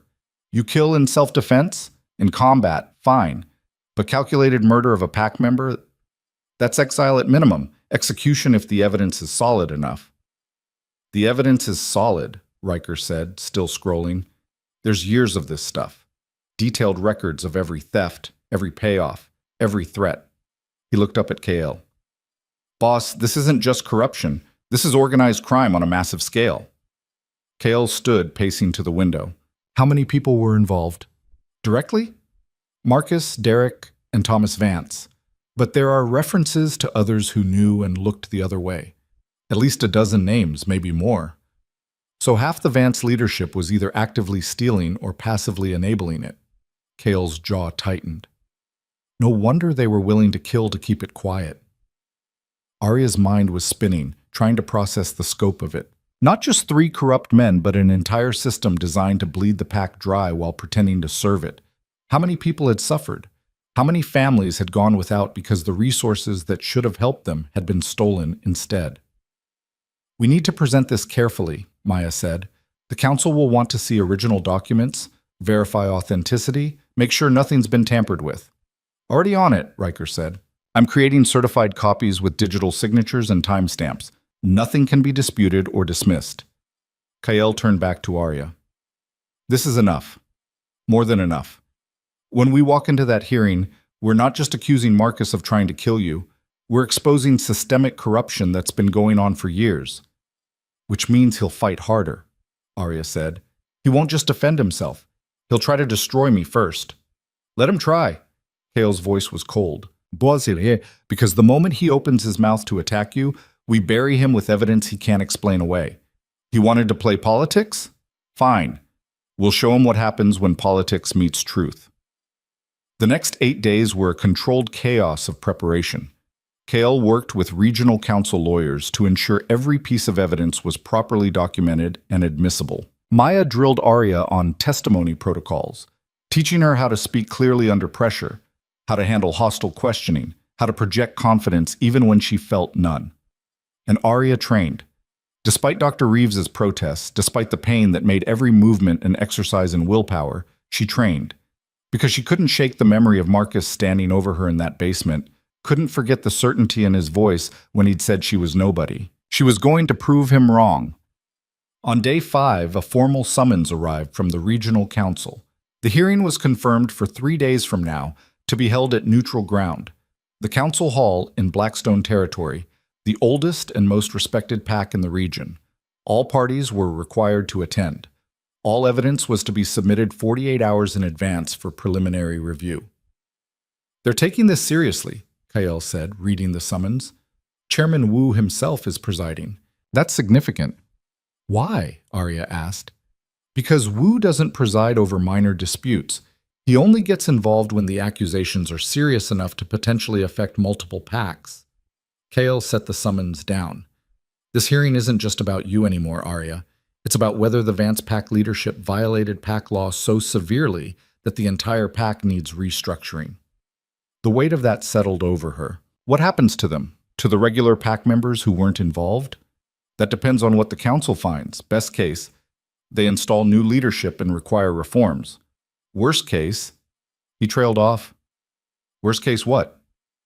Worst case, they dissolve the pack entirely and redistribute members to other territories. Cale's expression was grim. It's rare, but it's happened before. When corruption gets deep enough, sometimes the only solution is to start over completely. Arya thought about the people she'd grown up with.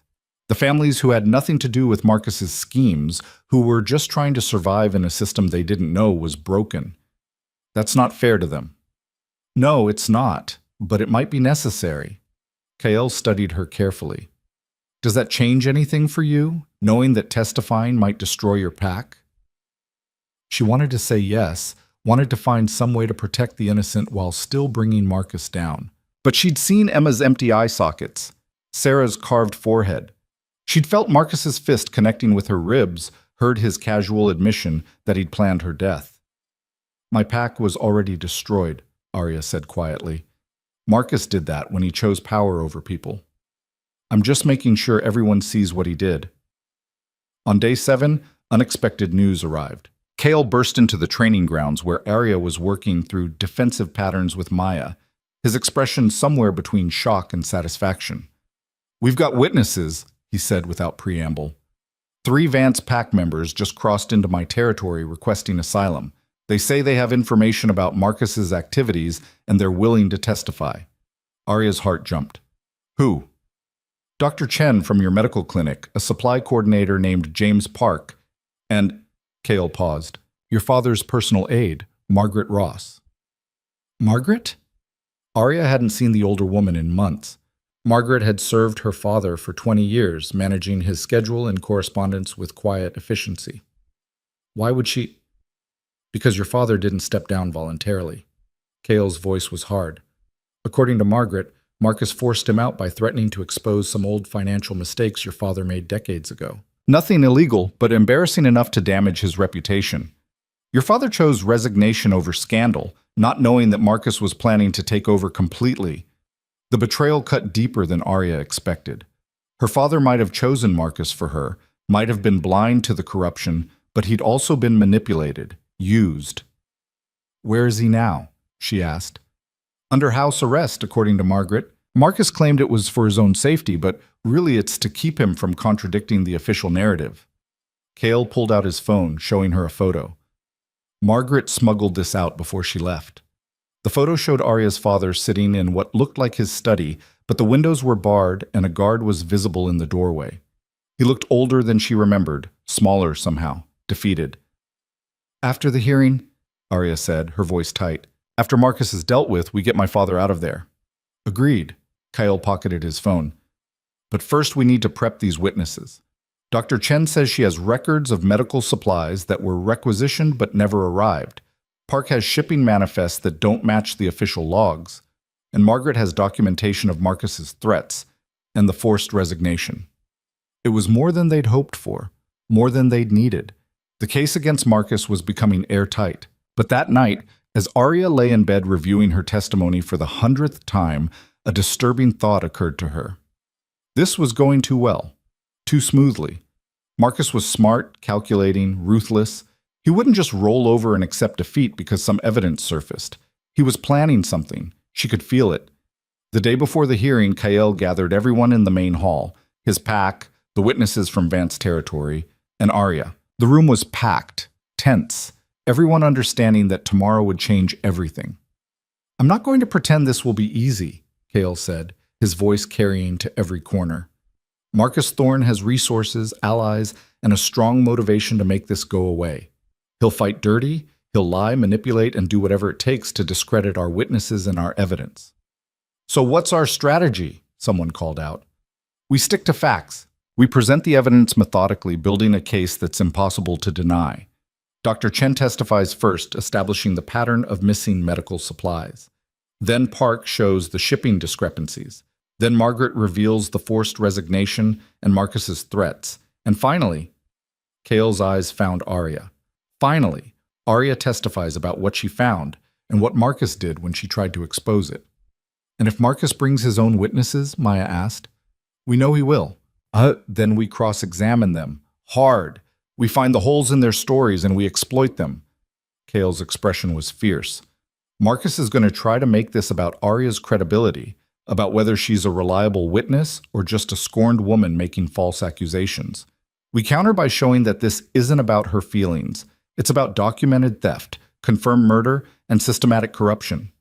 Dr. Chen spoke up, her voice shaking slightly. What if we're wrong? What if the council doesn't believe us? Then we lose. Marcus stays in power. Everyone who testified against him becomes a target, and corruption continues unchecked. Kyle didn't soften the truth. But I don't think we're going to lose. I think the evidence is too strong, the crime's too severe for the council to ignore. And I think Marcus knows that, which is why he's going to be desperate. Desperate people are dangerous, Riker observed. Yes, which is why we travel together, stay together, and trust no one outside this room until the hearing is over. Kale's gaze swept the assembly. Marcus will try to isolate us, turn us against each other, maybe even eliminate key witnesses before they can testify. We don't let that happen. Understand? A chorus of agreement rippled through the crowd. After the meeting, Arya found herself alone on one of the compound's observation platforms, looking out over the forest. Tomorrow she'd face Marcus in front of the most powerful wolves in the region. Tomorrow she'd either find justice or lose everything. Nervous? She turned to find Maya leaning against the railing beside her. Terrified, Arya admitted. Good. Fear keeps you sharp. Maya was quiet for a moment. You've come a long way from the half-dead girl Kael dragged out of the snow. I had good teachers. You had a reason to survive. That's different. Maya studied her. I didn't think you'd make it, you know. First week, I gave you maybe 20% odds, figured you'd either break completely or run away the first chance you got. What changed your mind? Day 8, when I caught you doing pull-ups at dawn even though your ribs were still broken. That's when I knew you might actually be tough enough for this. Maya's smile was slight, but genuine. You're still not invincible, still make stupid decisions sometimes, but you're a fighter. That counts for something. Coming from Maya, it was practically a declaration of friendship. I couldn't have done this without you, Arya said. Any of it. Yeah, well, don't get sentimental on me now. We've still got a hearing to win. But Maya's expression softened slightly. For what it's worth, I'll be right there in that chamber. And if Marcus tries anything at all, he's going to have to go through me to get to you. They stood together in comfortable silence, watching the sun set over territory Arya had learned to think of as home. Tomorrow would bring confrontation, revelation, and possibly violence. But tonight, she had allies. She had evidence. She had truth. And she had something Marcus would never understand, the unbreakable determination of someone who'd already survived the worst he could do.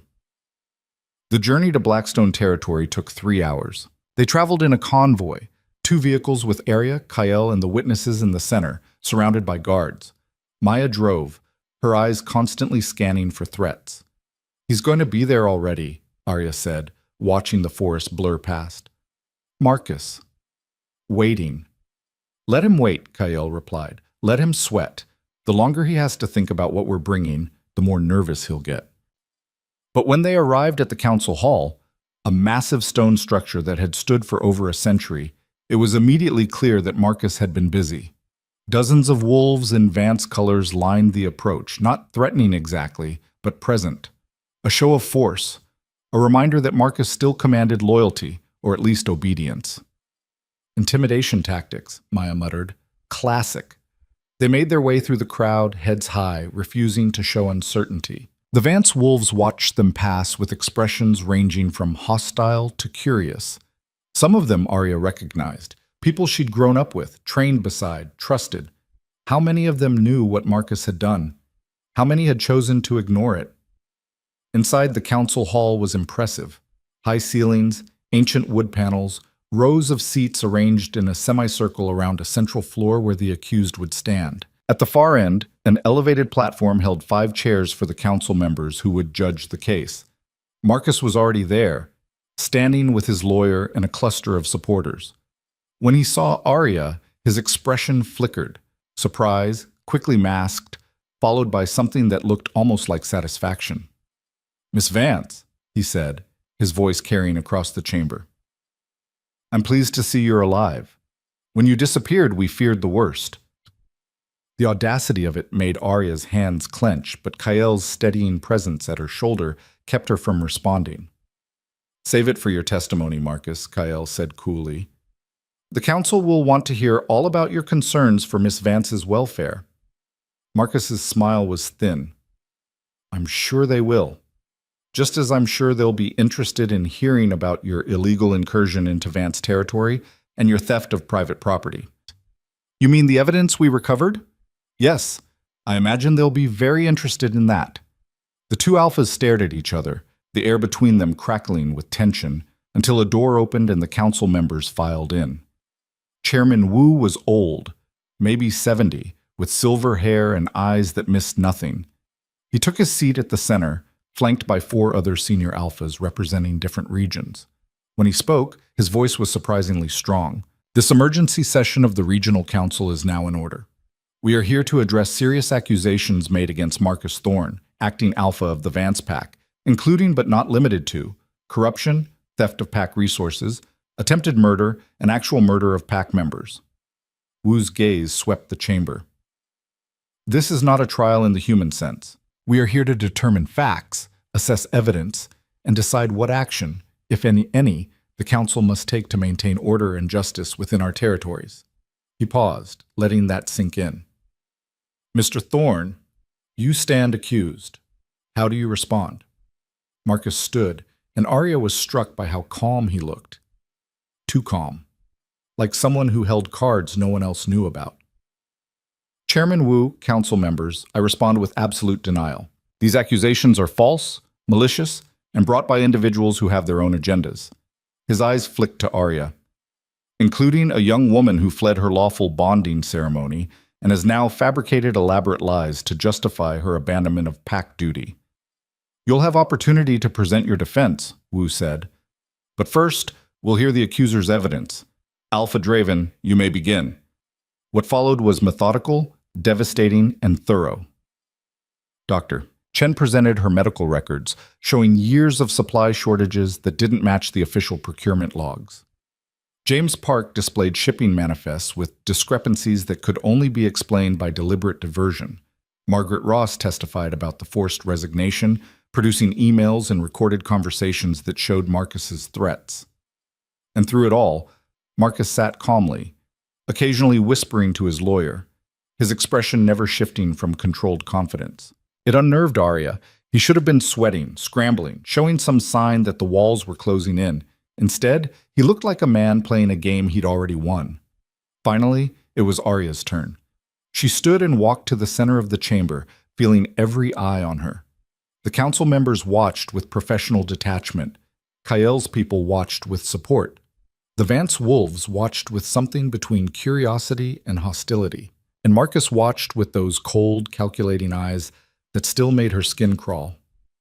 Miss Vance, Chairman Wu said, please state your account of the events leading to your departure from Vance territory. Arya took a breath and began. She described finding the ledgers, confronting Marcus, the beating in the basement. She laid out every detail clinically, refusing to let emotion color the facts. When she described waking in the snow, dying, she kept her voice level and clear. Marcus Thorne attempted to murder me to prevent me from exposing his crimes. He failed, and now I'm here to ensure everyone knows what he did. Do you have evidence of this attempted murder? One of the council members asked. I have medical records from Dr. Reeves showing my injuries consistent with severe assault and exposure. I have the drug that was found in my system, a vocal paralytic that prevented me from calling for help. And I have these. Riker brought forward the phone, now connected to a large display screen. One by one, they showed the photos Arya had taken, the ledgers, the accounts, the evidence of systematic theft. And finally, Arya said, I have the emails we recovered, including one where Marcus explicitly states his plan to handle me if I refuse the bonding ceremony. The emails appeared on the screen, and Arya watched the council members' faces as they read, saw the shift from professional interest to genuine concern. These are serious allegations, Wu said. Mr. Thorne, how do you respond? Marcus stood, and that's when Arya saw it. the slight smile playing at the corner of his mouth, the look of someone about to spring a trap. I respond with facts, Chairman Wu. Facts that Alpha Draven and his conspirators have conveniently omitted. He nodded to his lawyer, who produced a folder. These are psychiatric evaluations of Arya Vance, conducted over the past 2 years by our pack physician. They show a pattern of instability, paranoia, and delusional thinking. Arya's stomach dropped. The doctor noted concerns about her mental fitness for bonding, but her father insisted we proceed. When she found financial records she didn't understand, records that are perfectly legitimate, I might add, her paranoia convinced her they were evidence of corruption. She became increasingly erratic, making wild accusations, refusing to listen to reason. That's a lie, Arya said, but Marcus continued smoothly. The night she disappeared, I found her in my office, destroying documents. When I tried to stop her, she became violent, attacked me. In self-defense, I restrained her, but she escaped before we could get her the help she clearly needed. We searched for days, assuming she'd run off in a delusional state. We never imagined she'd manufactured this elaborate conspiracy theory to justify her actions. This is ridiculous, Kyle interjected. You're claiming she beat herself half to death? Injected herself with a paralytic? Threw herself into the snow to die? I'm claiming she's mentally ill and has been manipulated by you to create a false narrative that serves your territorial ambitions. Marcus's voice was regretful, sympathetic even. It's tragic, really.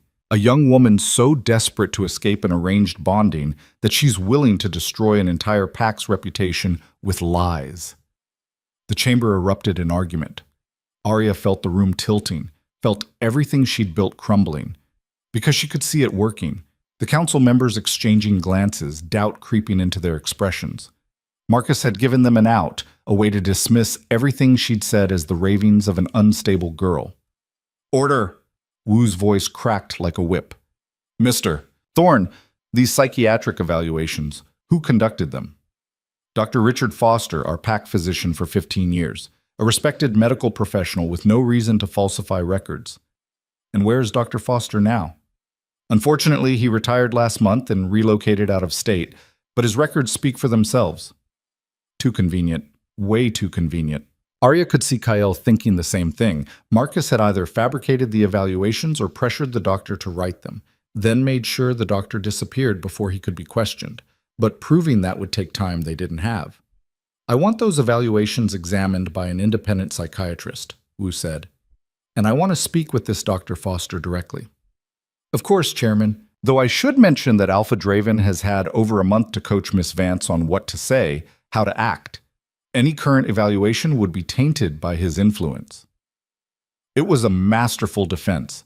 Admit nothing, discredit everything, and make Arya herself the question mark rather than the witness. Arya opened her mouth to respond, but Kyle caught her eye and shook his head slightly. He was right. Getting emotional now would only play into Marcus's narrative. Instead, it was Dr. Chen who spoke up. Chairman Wu, if I may. I've known Arya Vance since she was a child. I've treated her for various minor injuries and illnesses over the years. Never, not once, did I observe any signs of mental instability. She was always rational, thoughtful, and completely coherent. The older woman's voice was firm. Furthermore, the missing medical supplies I documented, they disappeared during months when Dr. Foster was in charge of inventory. I found that suspicious at the time, but I had no proof of wrongdoing. You're basing medical opinion on casual observation? Marcus's lawyer jumped in. Dr. Chen, you're not a psychiatrist. You're not qualified to assess Miss Vance's mental state. No, but I am qualified to identify patterns of theft. And those records don't lie, no matter what psychiatric evaluations you produce.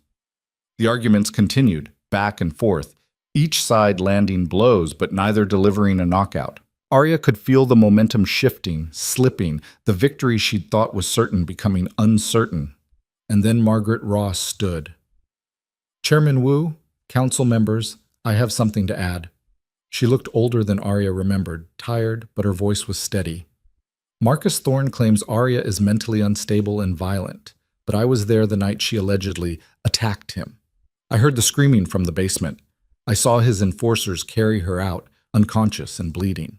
And I heard Marcus give explicit orders to dump her body where it wouldn't be found. The chamber went dead silent. I said nothing because I was afraid. Because Marcus had already forced out the Alpha and taken control, and I knew what happened to people who challenged him. Margaret's hands shook, but she didn't look away from the council. But I can't stay silent anymore. Not when 3 innocent people are dead. Not when this man is trying to paint his victim as crazy to cover his crimes. That's hearsay, Marcus's lawyer protested. No, Margaret said quietly. It's eyewitness testimony, and I'm willing to swear to it under any oath you require. Wu leaned forward. Mrs. Ross, you understand that making false statements to this council carries severe penalties? I do. And I'm prepared to face them if I'm lying, but I'm not lying. Everything Arya said happened exactly as she described it. For the first time, Arya saw Marcus's calm facade crack. Just for a second, a flash of anger, quickly suppressed, but it was there. Wu conferred quietly with the other council members. Then he straightened. We're going to adjourn for 2 hours while we review all the evidence and testimony. Both parties will remain available for questions. This session is in recess. As the council members filed out, Arya felt Kael's hand on her shoulder. That was close, he said quietly. Too close. He almost buried us with those fake evaluations. But he didn't. And now the council has to decide who they believe, a respected aide who's risking everything to tell the truth, or an acting alpha with obvious motivations to lie. Kael's expression was grim.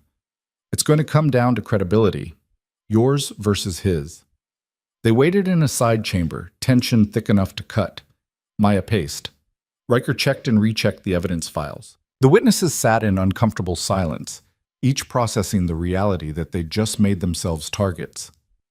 Arya stared at the wall, replaying every word, every argument, trying to figure out what else she could have said, what she'd missed. After what felt like days but was probably 90 minutes, a clerk appeared. The council is ready?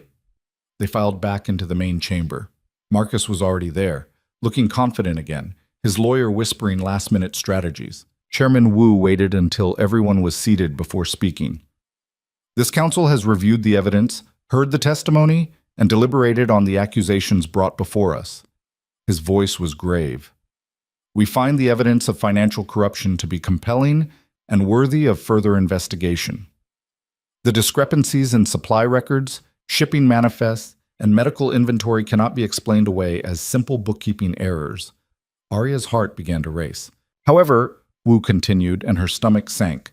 The accusations of attempted murder rest primarily on Miss Vance's testimony, which Mr. Thorne has challenged with psychiatric evaluations that, while questionable in origin, cannot be entirely dismissed without further examination. Chairman, Kael started, but Wu held up a hand. I'm not finished.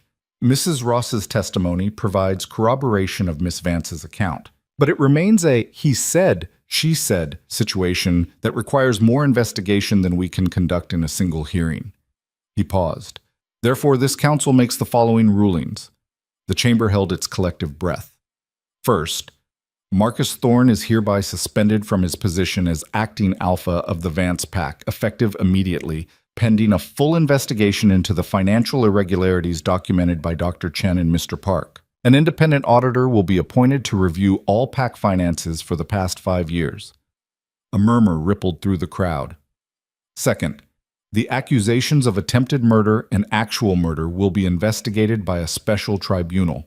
All parties involved, including Miss Vance, Mr. Thorne, and any witnesses, will be required to submit to formal depositions and, if necessary, medical and psychiatric evaluations conducted by neutral third parties. Third, until these investigations are complete, the Vance Pack will be placed under temporary council oversight. Former Alpha James Vance will be released from house arrest and reinstated in an advisory capacity to ensure pack stability. Marcus's face went white. Mr. Thorne, you are not formally charged with any crimes at this time, but you are strongly advised to cooperate fully with all investigations. Any attempt to intimidate witnesses, destroy evidence, or interfere with the tribunal's work will result in immediate and severe consequences. Wu's eyes were hard. Do you understand? Marcus stood slowly. I understand, Chairman, and I welcome the investigation. It will prove my innocence. We'll see. Wu turned to Arya. Miss Vance, you are under Alpha Draven's protection until the tribunal reaches a conclusion. You are not to return to Vance territory unless explicitly authorized by this council. Understood? Yes, Chairman. Then this session is adjourned. All parties will be contacted regarding next steps. The gavel came down, and Arya realized she was shaking, not from fear, from relief so profound it was almost painful. They hadn't won. Not completely, but they hadn't lost either, and Marcus was suspended, investigated, his power stripped away. It wasn't justice yet, but it was a start. As they filed out of the chamber, Maya leaned close. You did it. You actually pulled it off. We're not done yet. No, but you survived. You stood up to him. You told your truth, and the council believed you enough to act on it. Maya's smile was fierce. That's a victory, Arya. Own it. Outside, the Vance wolves who'd been so intimidating on the way in now looked uncertain, confused. Their leader had been suspended. Their pack was under investigation. Everything they'd known was crumbling. And Arya Vance, the girl they'd thought was dead, had been the one to tear it all down. Kale pulled her aside as they reached the vehicles. How do you feel? Like I can breathe for the first time in weeks. Good, because we're not done yet. The tribunal will be thorough, and Marcus will fight every step of the way. But we've got momentum now. We've got the council's attention, and most importantly, he squeezed her shoulder, we've got truth on our side. The drive back to Draven territory was subdued but cautiously optimistic. They'd survived the first battle. The war wasn't over, but they'd drawn first blood. And as Arya watched the forest blur past, she allowed herself to imagine a future where Marcus paid for what he'd done, where the families he'd stolen from got justice, where she could finally stop running and start living. It wasn't victory yet, but it was close enough to taste. The victory lasted exactly 3 days before Marcus made his move. Arya was in the training grounds, working through a kata Maya had designed to rebuild her stamina, when Riker came sprinting across the compound. His face was ashen, his breathing ragged from running. They took them, he gasped. The Hayes family, the Chens, 5 other families who were documented as victims in the financial records. Marcus's people grabbed them 2 hours ago. The practice staff fell from Arya's hands. What? Hostages. He's holding them hostage. Riker pulled out his phone, showing her a video that made her blood run cold. It showed 15 people, men, women, children, huddled in what looked like a warehouse, fear etched on every face. This just got sent to the council and every major alpha in the region. Marcus's voice played over the video, calm and measured.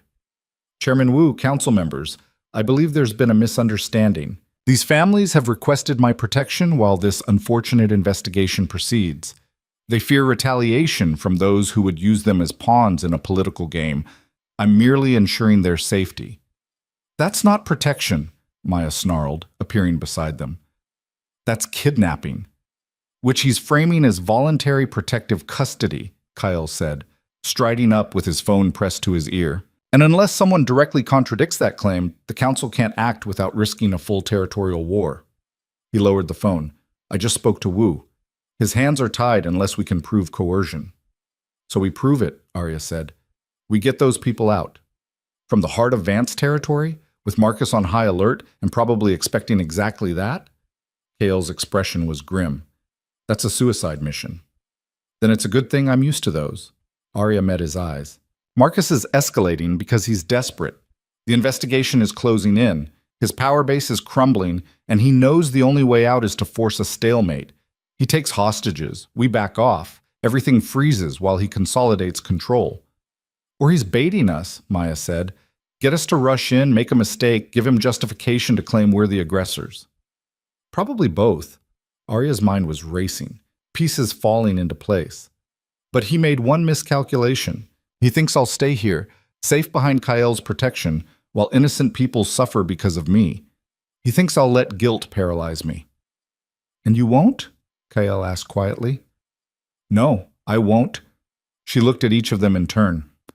Marcus tried to kill me because I found evidence of what he'd done to those families. He failed, and now he's hurting them again to protect himself. I'm not letting that happen. Arya, I know it's risky. I know it could go wrong, but those people are in danger because they were his victims, and I'm the one who exposed it. If there's even a chance we can get them out safely, we have to try. Kale studied her for a long moment, and Arya could see the calculation happening behind his eyes, weighing risk against reward, strategy against morality. If we do this, he said finally, we do it smart. No rushing in, no heroics. We plan every detail, we use every advantage we have, and we don't make a move until we're sure we can pull it off. How much time do we have? Maybe 48 hours before the tribunal reconvenes. After that, if those hostages are still in Marcus's hands, the council will have to acknowledge his protective custody claim as legitimate.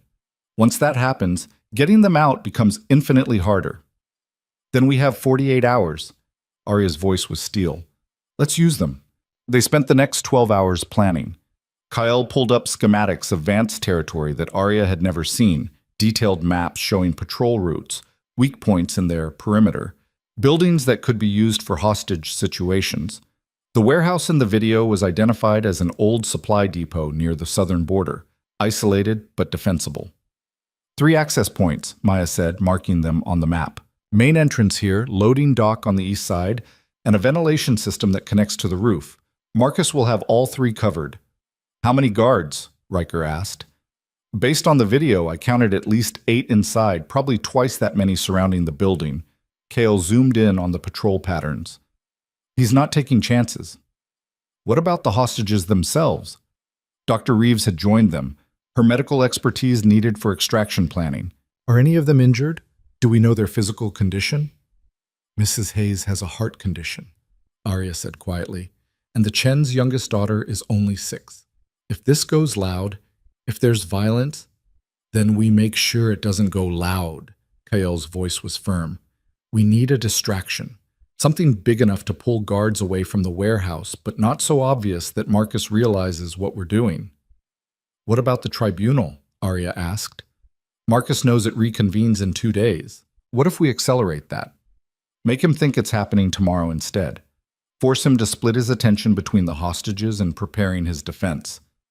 Kale's eyes narrowed. That could work. Wu would never agree to actually move the hearing, but if Marcus thinks it's happening early, he might pull resources from the warehouse to shore up his legal team. It's risky, Maya said. If he sees through it, everything about this is risky, but it's better than charging in blind. Kale pulled out his phone. I'll reach out to Wu's office, see if we can spread some convincing misinformation. Arya, I need you to make a list of everyone who's being held. Family connections, medical needs, anything that might affect extraction. The list was painful to write. Sarah Chen's parents and sister. The Hayes family, mother, father, 2 teenage sons. 3 families from the lower districts who'd depended on the medical supplies Marcus had stolen. A young couple whose newborn had died because the incubator medications never arrived. 15 people whose only crime was being victimized twice. First by theft, now by abduction. We're getting them out, Maya said quietly, reading over Arya's shoulder. All of them. I don't care what it takes. By hour 18, they had a plan. Not a perfect one. There were too many variables, too many things that could go wrong. But it was workable, and more importantly, it played to their strengths while exploiting Marcus's weaknesses. The misinformation campaign went live at midnight. Carefully planted rumors about an early tribunal session, complete with fabricated scheduling documents that looked official enough to pass casual scrutiny. By morning, 3 different sources had confirmed that the hearing was moved up to tomorrow afternoon. He's biting, Riker reported, monitoring communication intercepts. Marcus just recalled 2 of his best lawyers from out of state. He's scrambling to prepare. What about the warehouse? Kael asked. Guard count dropped by 4. Not enough to make extraction easy, but better than before. It would have to be enough. They moved at dusk, when shadows were longest and sight lines were compromised. The team was small by necessity. Kael, Maya, Riker, Arya, and 6 of Draven's most experienced fighters. Too many bodies would be impossible to coordinate. Too few would leave them vulnerable. Arya wore tactical gear that felt foreign and familiar all at once. The knife at her belt was the same one she'd used in the Borderlands skirmish. The comm unit in her ear crackled with quiet check-ins as everyone confirmed position. Alpha team in position, Maya's voice whispered. South approach clear. Beta team set, Riker responded. East side covered. Kale's hand found Arya's shoulder. Last chance to change your mind. You can stay back. Let us handle this. No, those people know me. They'll trust me faster than armed strangers. She met his eyes. And Marcus needs to see that I'm not afraid of him anymore. You were always going to do this, Kyle said. It wasn't a question. Yeah, I was. His hand tightened briefly, then released. Stay close to me. If anything goes wrong, anything at all, you run. Understand? Kyle, promise me, Arya. This only works if you survive to testify. If Marcus gets his hands on you, everything falls apart. She hated it, but he was right. I promise. They approached from the north using a dry creek bed for cover. The warehouse loomed ahead, lights burning in windows that should have been dark. Arya could see guards on patrol, their movements professional but predictable. Guards change positions every 12 minutes, Maya whispered through the comm. Next rotation in 90 seconds. They waited, counting heartbeats. When the guards shifted, Maya's team moved first, quick and silent, neutralizing the south entrance guards with tranquilizer darts that dropped them mid-step. Riker's team followed, securing the east side with the same ruthless efficiency. Main entrance still covered, Kale murmured. 3 guards, alert and watching. We'll need to go through the ventilation. The roof access was exactly where the schematics showed it, a maintenance ladder that had seen better days but held their weight. Arya climbed behind Kyle, her injured shoulder protesting but functional. The ventilation grate came off with minimal noise. Below, they could hear voices, guards talking, someone crying softly. I'm going first, Kale said. 30-second intervals, then you follow. He dropped through the opening with barely a sound, disappearing into darkness. Arya counted to 30, then followed. She landed in a storage room filled with abandoned equipment. Kyle was already at the door, peering through a crack. He gestured for her to stay back, then slipped into the hallway beyond. Arya counted to 30 again, then followed. The hallway was dimly lit, lined with doors that probably led to offices or storage. Voices echoed from somewhere ahead, the main warehouse floor where the hostages were being held. Kyle moved like a shadow, and Arya did her best to match him. They reached the main floor entrance and pressed against the wall, listening. Not sure how much longer we can keep this up, a guard was saying. These people need food, water, medical attention for the old woman. Marcus said hold them until the tribunal is resolved, another voice responded. So that's what we do. And if someone tries to rescue them, then we make sure there's no one left to rescue. The casual threat made Arya's hands clench, but Kyle's warning look kept her still. They needed to wait for the signal. It came 3 minutes later, a small explosion on the south side of the building, followed by shouts and the sound of guards running. The distraction Riker had engineered, drawing attention away from the hostages. Now, Kale whispered, and they moved.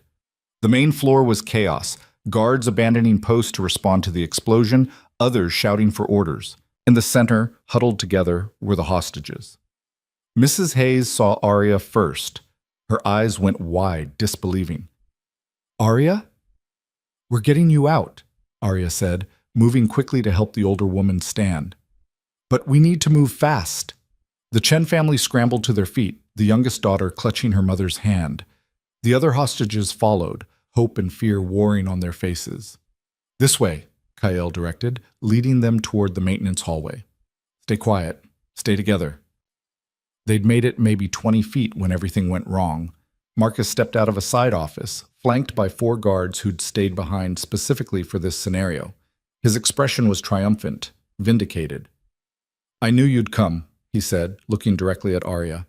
Knew you couldn't resist playing hero. It's your fatal flaw, this pathological need to save everyone. Let them go, Marcus, Kyle said, his voice cold. This is between you and me now. No, Alpha Draven. This is between me and the girl who tried to destroy everything I built. Marcus moved closer, casual and confident. I underestimated you once, Arya. Left you in the snow thinking you were too weak to survive. I won't make that mistake again. You made a lot of mistakes, Arya said, stepping forward despite Kyle's warning hand on her arm. You got sloppy, greedy, arrogant. You thought you could steal from your own pack and no one would notice. You thought you could kill anyone who questioned you and get away with it. I did get away with it. For years. And I would have continued if you hadn't gone digging where you didn't belong. His smile was cold. But that's about to be corrected. You see, these people, he gestured to the hostages, are going to testify that you and Draven kidnapped them, forced them to lie about me. And when the tribunal hears that, when they understand that everything you've claimed is fabricated, your credibility disappears completely. They won't lie for you, Arya said. They will if they want their families to survive. Marcus's voice hardened. Everyone has leverage, Arya. Everyone has something to lose. You taught me that when you forced this confrontation. Kael was subtly shifting position, his fighters moving into flanking positions.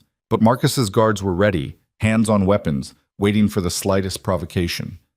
Here's what's going to happen, Marcus continued. You're going to surrender. You're going to come back to Vance territory where you belong. And you're going to recant every accusation you've made. In exchange, these people go free, and I forget about charging Alpha Draven with kidnapping and territorial violation. And if I refuse, then people start dying. Starting with, he gestured casually toward Mrs. Hayes, the weak ones who can't defend themselves. The calculation was cold, brutal, and absolutely in character for Marcus. Arya could see he meant every word. She could also see something else, the slight tremor in his hand, the tightness around his eyes. Marcus was cornered, desperate, holding on to power by his fingernails. This wasn't strength. It was the last thrashing of someone who knew he'd already lost. No deal, Arya said. Marcus's expression flickered. You're willing to let innocent people die to protect your lies? They're not lies. And you're not going to kill anyone because you need these hostages alive. They're your only leverage. The moment they're dead, you've got nothing left to bargain with, and the council will come down on you with everything they have. You don't know that. Yes, I do. Because I've spent 6 weeks learning exactly how you think, exactly how you operate. You're a coward, Marcus. You only hurt people when you think you can get away with it. But right now, with Kael's team surrounding this building and your escape routes cut off, you can't get away with anything. Marcus's hand moved toward his weapon, but froze when he saw Maya step out of the shadows behind him, her gun trained on his head. Bad idea, she said pleasantly. Drop it. For a long moment, nobody moved. Then, slowly, Marcus's hand fell away from his weapon. It's over, Kael said quietly. You're outnumbered, outmaneuvered, and out of options. Let the hostages go and we'll settle this at the tribunal like civilized adults. Civilized, Marcus laughed, bitter and harsh. There's nothing civilized about what you've done to me. My pack, my position, my reputation, you've destroyed all of it. No, Arya said. You destroyed it yourself. We just made sure everyone could see what you'd done. The admission hung in the air. Not quite a confession, but close enough. Riker's recorder, hidden on Arya's tactical vest, captured every word. Marcus seemed to realize what he'd said because his expression shifted, calculating. That won't be admissible. This is a hostage situation conducted under duress. Actually, a new voice said from the warehouse entrance, this is an active crime scene and everything said here is very much admissible. Chairman Wu walked in, flanked by council enforcers in full tactical gear. His expression was granite. When Alpha Draven informed me of this rescue operation, I decided the council needed to observe firsthand. Wu's gaze swept the room, taking in the hostages, the guards, Marcus's guilty expression. What I've observed is Marcus Thorne holding 15 pack members against their will while attempting to coerce false testimony through threats of violence. Chairman, this is a misunderstanding, so no, Mr. Thorne. This is kidnapping, witness intimidation, and attempted obstruction of justice. And I've heard every word you've said in the last 5 minutes. Wu gestured to his enforcers. Take him into custody, and someone get medical attention for these people. What followed was controlled chaos. Marcus was disarmed and restrained, still protesting his innocence. The hostages were checked by medics, given water and blankets. Mrs. Hayes hugged Arya so hard her ribs screamed, but Arya didn't pull away. You came for us, the older woman whispered. When everyone else abandoned us, you came. I wasn't going to let him hurt you again, Arya said. Not ever again. Kael found her an hour later, sitting on a supply crate outside the warehouse while medics finished their work. Her hands were shaking, adrenaline crash probably. combined with delayed fear from how close it had all come to disaster. Wu wants to talk to you, he said, settling beside her. He's reconvening the tribunal tomorrow morning, emergency session. Says there's enough evidence now to make formal charges. Marcus will fight it. Let him. He's got nothing left to fight with. The hostages are safe. His guards are talking to save their own skins, and Wu personally witnessed him threatening violence. Kale's shoulder pressed against hers, warm and solid. You won, Arya. It's really over. The words should have felt triumphant. Instead, they felt surreal, like something happening to someone else. I keep waiting for the other shoe to drop, she admitted. For Marcus to pull some last trick, for something to go wrong. Nothing's going to go wrong. We've got him. Kale turned to face her. You did this. You survived when he tried to kill you, you gathered evidence when no one believed you, and you stood up in front of the council when everyone said you were crazy. You earned this victory. We earned it. I couldn't have done any of this without you. Maybe, but I wouldn't have tried without you giving me a reason to. His expression was serious. I told you that first night. I saved you because I hated people who hurt the defenseless. But somewhere along the way, it stopped being about that and started being about you. About making sure you got justice. About keeping you safe. Arya's heart was doing complicated things in her chest. Kael, you don't have to say anything. I just wanted you to know. He stood, offering his hand. Come on, let's finish this. The emergency tribunal session the next morning was standing room only. Every major alpha in the region had shown up, word having spread about the hostage situation and Marcus's arrest. The energy in the council hall was electric, anticipatory. Marcus sat at the defendant's table, his lawyer beside him, but the fight had gone out of his eyes. He looked smaller somehow, diminished without his power and position to prop him up. Chairman Wu called the session to order, his voice carrying to every corner. We are here to address charges of corruption, theft, attempted murder, actual murder, kidnapping, and witness intimidation against Marcus Thorne. Mr. Thorne, how do you plead? For a long moment, Marcus said nothing, then quietly, not guilty. What followed was systematic destruction. The council presented financial records showing years of theft. Dr. Chen testified about the missing medical supplies. James Park detailed the shipping fraud. Margaret Ross described the forced resignation and threats. And then it was Arya's turn again. This time, when she stood before the council, she wasn't nervous, wasn't afraid. She'd faced Marcus in a warehouse with lives on the line. This was just words, just truth, and she had plenty of both. She described everything. The basement, the beating, waking in the snow. She presented the medical evidence, the photos, the emails, and she looked Marcus in the eye while she did it, making sure he understood that she wasn't the scared girl he'd thrown away anymore. When she finished, Wu turned to Marcus. Do you wish to cross-examine this witness? Marcus's lawyer started to stand, but Marcus put a hand on his arm. No cross-examination. The lawyer looked shocked. Marcus, we need to challenge her testimony. It won't matter. She's telling the truth. Marcus's voice was flat, defeated. All of it. The theft, the murder attempts, the hostages. I did everything she said I did. The chamber erupted in shocked whispers. Wu slammed his gavel for order. Mr. Thorne, are you confessing to these crimes? I'm acknowledging reality, Chairman. You have the evidence, you have the witnesses, and you have me on record threatening those hostages last night. Marcus finally met Arya's eyes, and something like respect flickered there. She beat me. I underestimated her, and she beat me. Then, this tribunal finds Marcus Thorne guilty of all charges. Wu's voice was iron.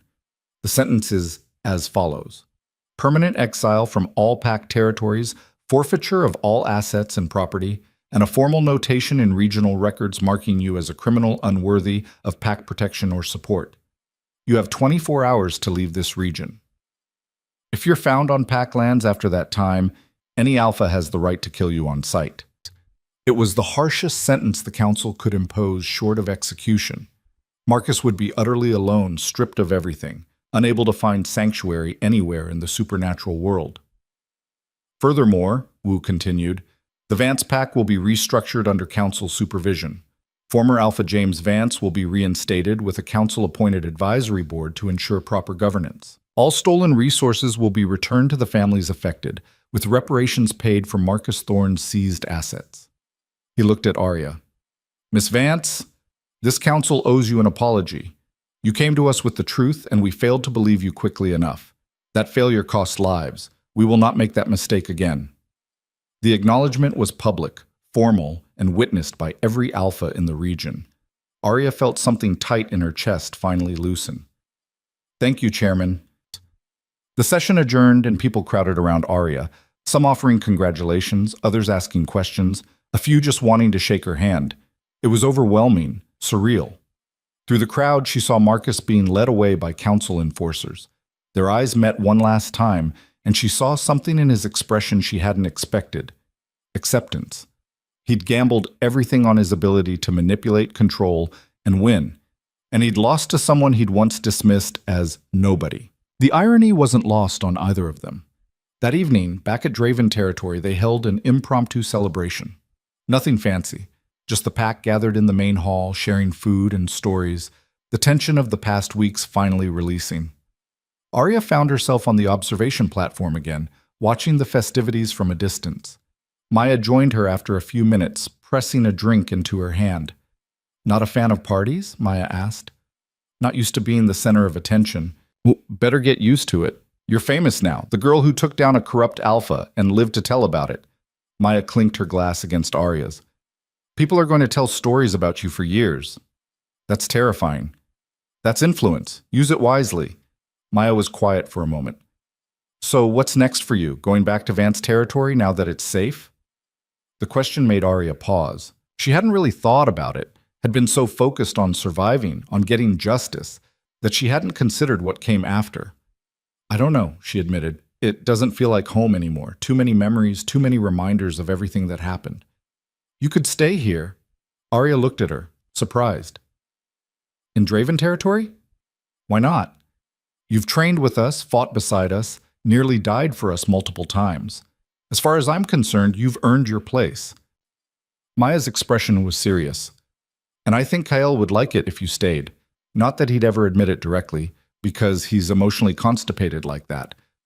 But still, Maya, I'm not saying you have to decide now. Just think about it. You've got options, Arya. That's new for you. Don't waste them by settling for less than you deserve. She left, and Arya was alone with her thoughts and the night sky. Footsteps announced Kael's arrival. He leaned against the railing beside her, close enough that their shoulders touched. Big day, he said. Understatement of the year. How are you really feeling? Arya considered the question. Relieved, exhausted, a little lost, actually. I spent so long focused on one goal that now that it's done, I'm not sure what comes next. That's fair. You've earned the right to be a little lost. Kael turned to face her. Maya talked to you about staying. How did you... I asked her to. Figured it would be less awkward coming from her than from me. His smile was slight. I'm not good at this. At asking for things I want when they don't directly benefit the pack. But I'm going to try anyway. Her heart started beating faster. Stay, Kael said simply. Not as a refugee. Not as someone under my protection. Stay as a member of this pack. As my... He paused, choosing words carefully. As someone I'd very much like to have around, permanently. That's the most roundabout way of asking someone to stay I've ever heard, Arya said, but she was smiling. I told you I'm not good at this. He reached for her hand and she let him take it. But I mean it. You belong here, Arya. With people who see you for who you are, strong, brave, stubborn as hell. You fit here in a way you never fit in Vance territory. He wasn't wrong. These past weeks, despite the danger and the training and the constant threat of violence, she'd felt more at home than she had in years. Part of that was Kael, yes, but part of it was the pack itself, the way they'd accepted her, challenged her, pushed her to be better. I'd have to formally transfer packs, she said. It's a whole process, paperwork, council approval. Already started the paperwork. It's sitting on Wu's desk waiting for your signature. At her surprised look, Kael shrugged. I was optimistic. Presumptuous is more like it. That too. His thumb traced circles on her palm. So what do you say? Arya looked out over the compound, at the training grounds where she'd rebuilt her strength, at the medical wing where Dr. Reeves had put her back together, at the people moving below who'd become something like family. She thought about Vance territory, about the empty spaces where corruption had hollowed out what should have been community. Thought about going back to a place that held nothing but painful memories and ghosts of who she used to be. Then she looked at Kyle, at the man who'd pulled her from the snow and given her a reason to keep fighting, who'd believed in her when she'd barely believed in herself, who was asking her to stay not because she was useful or convenient, but because he wanted her there. "I say yes," Arya said. "I'll stay." The smile that crossed Kyle's face was genuine, unguarded, and completely worth every nightmare she'd survived to get here. He pulled her close, and she let him, tucking her head against his shoulder and breathing in the scent of pine and winter air and home. "Thank you," he said quietly, "for trusting me, for giving this place a chance. Thank you for saving my life multiple times. We're even then. Not even close, but we've got time to figure it out." They stood together as the celebration continued below, as the pack that had become hers welcomed her fully into their ranks, as the future spread out before her. Uncertain, yes, but no longer frightening. Arya Vance had been left to die in the frozen borderlands, discarded like trash by a man who'd thought her worthless. She'd survived. More than survived. She'd transformed into someone who changed the fate of countless lives, who proved that courage and determination could triumph over corruption and cruelty, who turned her greatest vulnerability into her greatest strength. The girl in the snow was gone, replaced by a woman who knew her worth and refused to let anyone take it away again. And in the end, that was the sweetest victory of all. 3 months later, Arya stood in the reconstructed Vance Territory Medical Clinic, watching as Dr. Chen inventoried supplies that had finally made it to where they were supposed to go. The Hayes family was there too, Mrs. Hayes's heart condition being monitored with equipment that had been missing for years. "This is because of you," Mrs. Hayes said, catching Arya's hand. "All of this. The new leadership, the reforms, the resources we have now. You changed everything." "I just told the truth," Arya said. "You did more than that. You gave us hope that the system could work, that justice was possible." The older woman smiled. "My grandson is applying to medical school next year. Says he wants to help people the way you helped us. You've inspired a whole generation, Arya." After the clinic visit, Arya made her way to the cemetery on the edge of territory. 3 new headstones stood in the place of honor reserved for pack members who died serving their people. Sarah Chen, Emma Vance, David Morris. The 3 Marcus had murdered to send his message. Arya placed flowers on each grave, kneeling in the grass that was finally growing green after the long winter. "I got him," she said quietly. "He's gone. He can't hurt anyone else. And everyone knows what he did. I'm sorry it took so long. I'm sorry I couldn't save you." The words felt inadequate, insufficient, but they were all she had. She stayed until sunset, then made the drive back to Draven territory, back home, where Kyle was waiting with dinner and Maya's latest impossible training schedule and Riker's terrible jokes and all the normal, beautiful chaos of a pack that functioned the way packs were supposed to. That night, lying in bed with moonlight streaming through the window, Arya thought about the girl who'd woken in the snow 6 months ago. Thought about how that girl had been so focused on survival that she couldn't imagine anything beyond the next hour, the next day. If she could go back and tell that girl what was coming, the pain, the training, the confrontations, the victory, would she do anything differently? No. Because that girl in the snow had needed to break completely before she could rebuild into something stronger. Needed to lose everything before she could understand what truly mattered. Needed to face the absolute worst humanity could offer before she could recognize the best when it appeared. Marcus had tried to silence her, erase her, make her nothing. Instead, he'd forged her into exactly the weapon that would bring him down. The irony was beautiful. Arya closed her eyes and let sleep take her, secure in the knowledge that tomorrow would bring new challenges, new opportunities, new chances to prove that she was exactly who she'd fought so hard to become. A survivor. A fighter. A woman who refused to stay broken. And that, more than any title, any position, any formal recognition, was the victory that mattered most.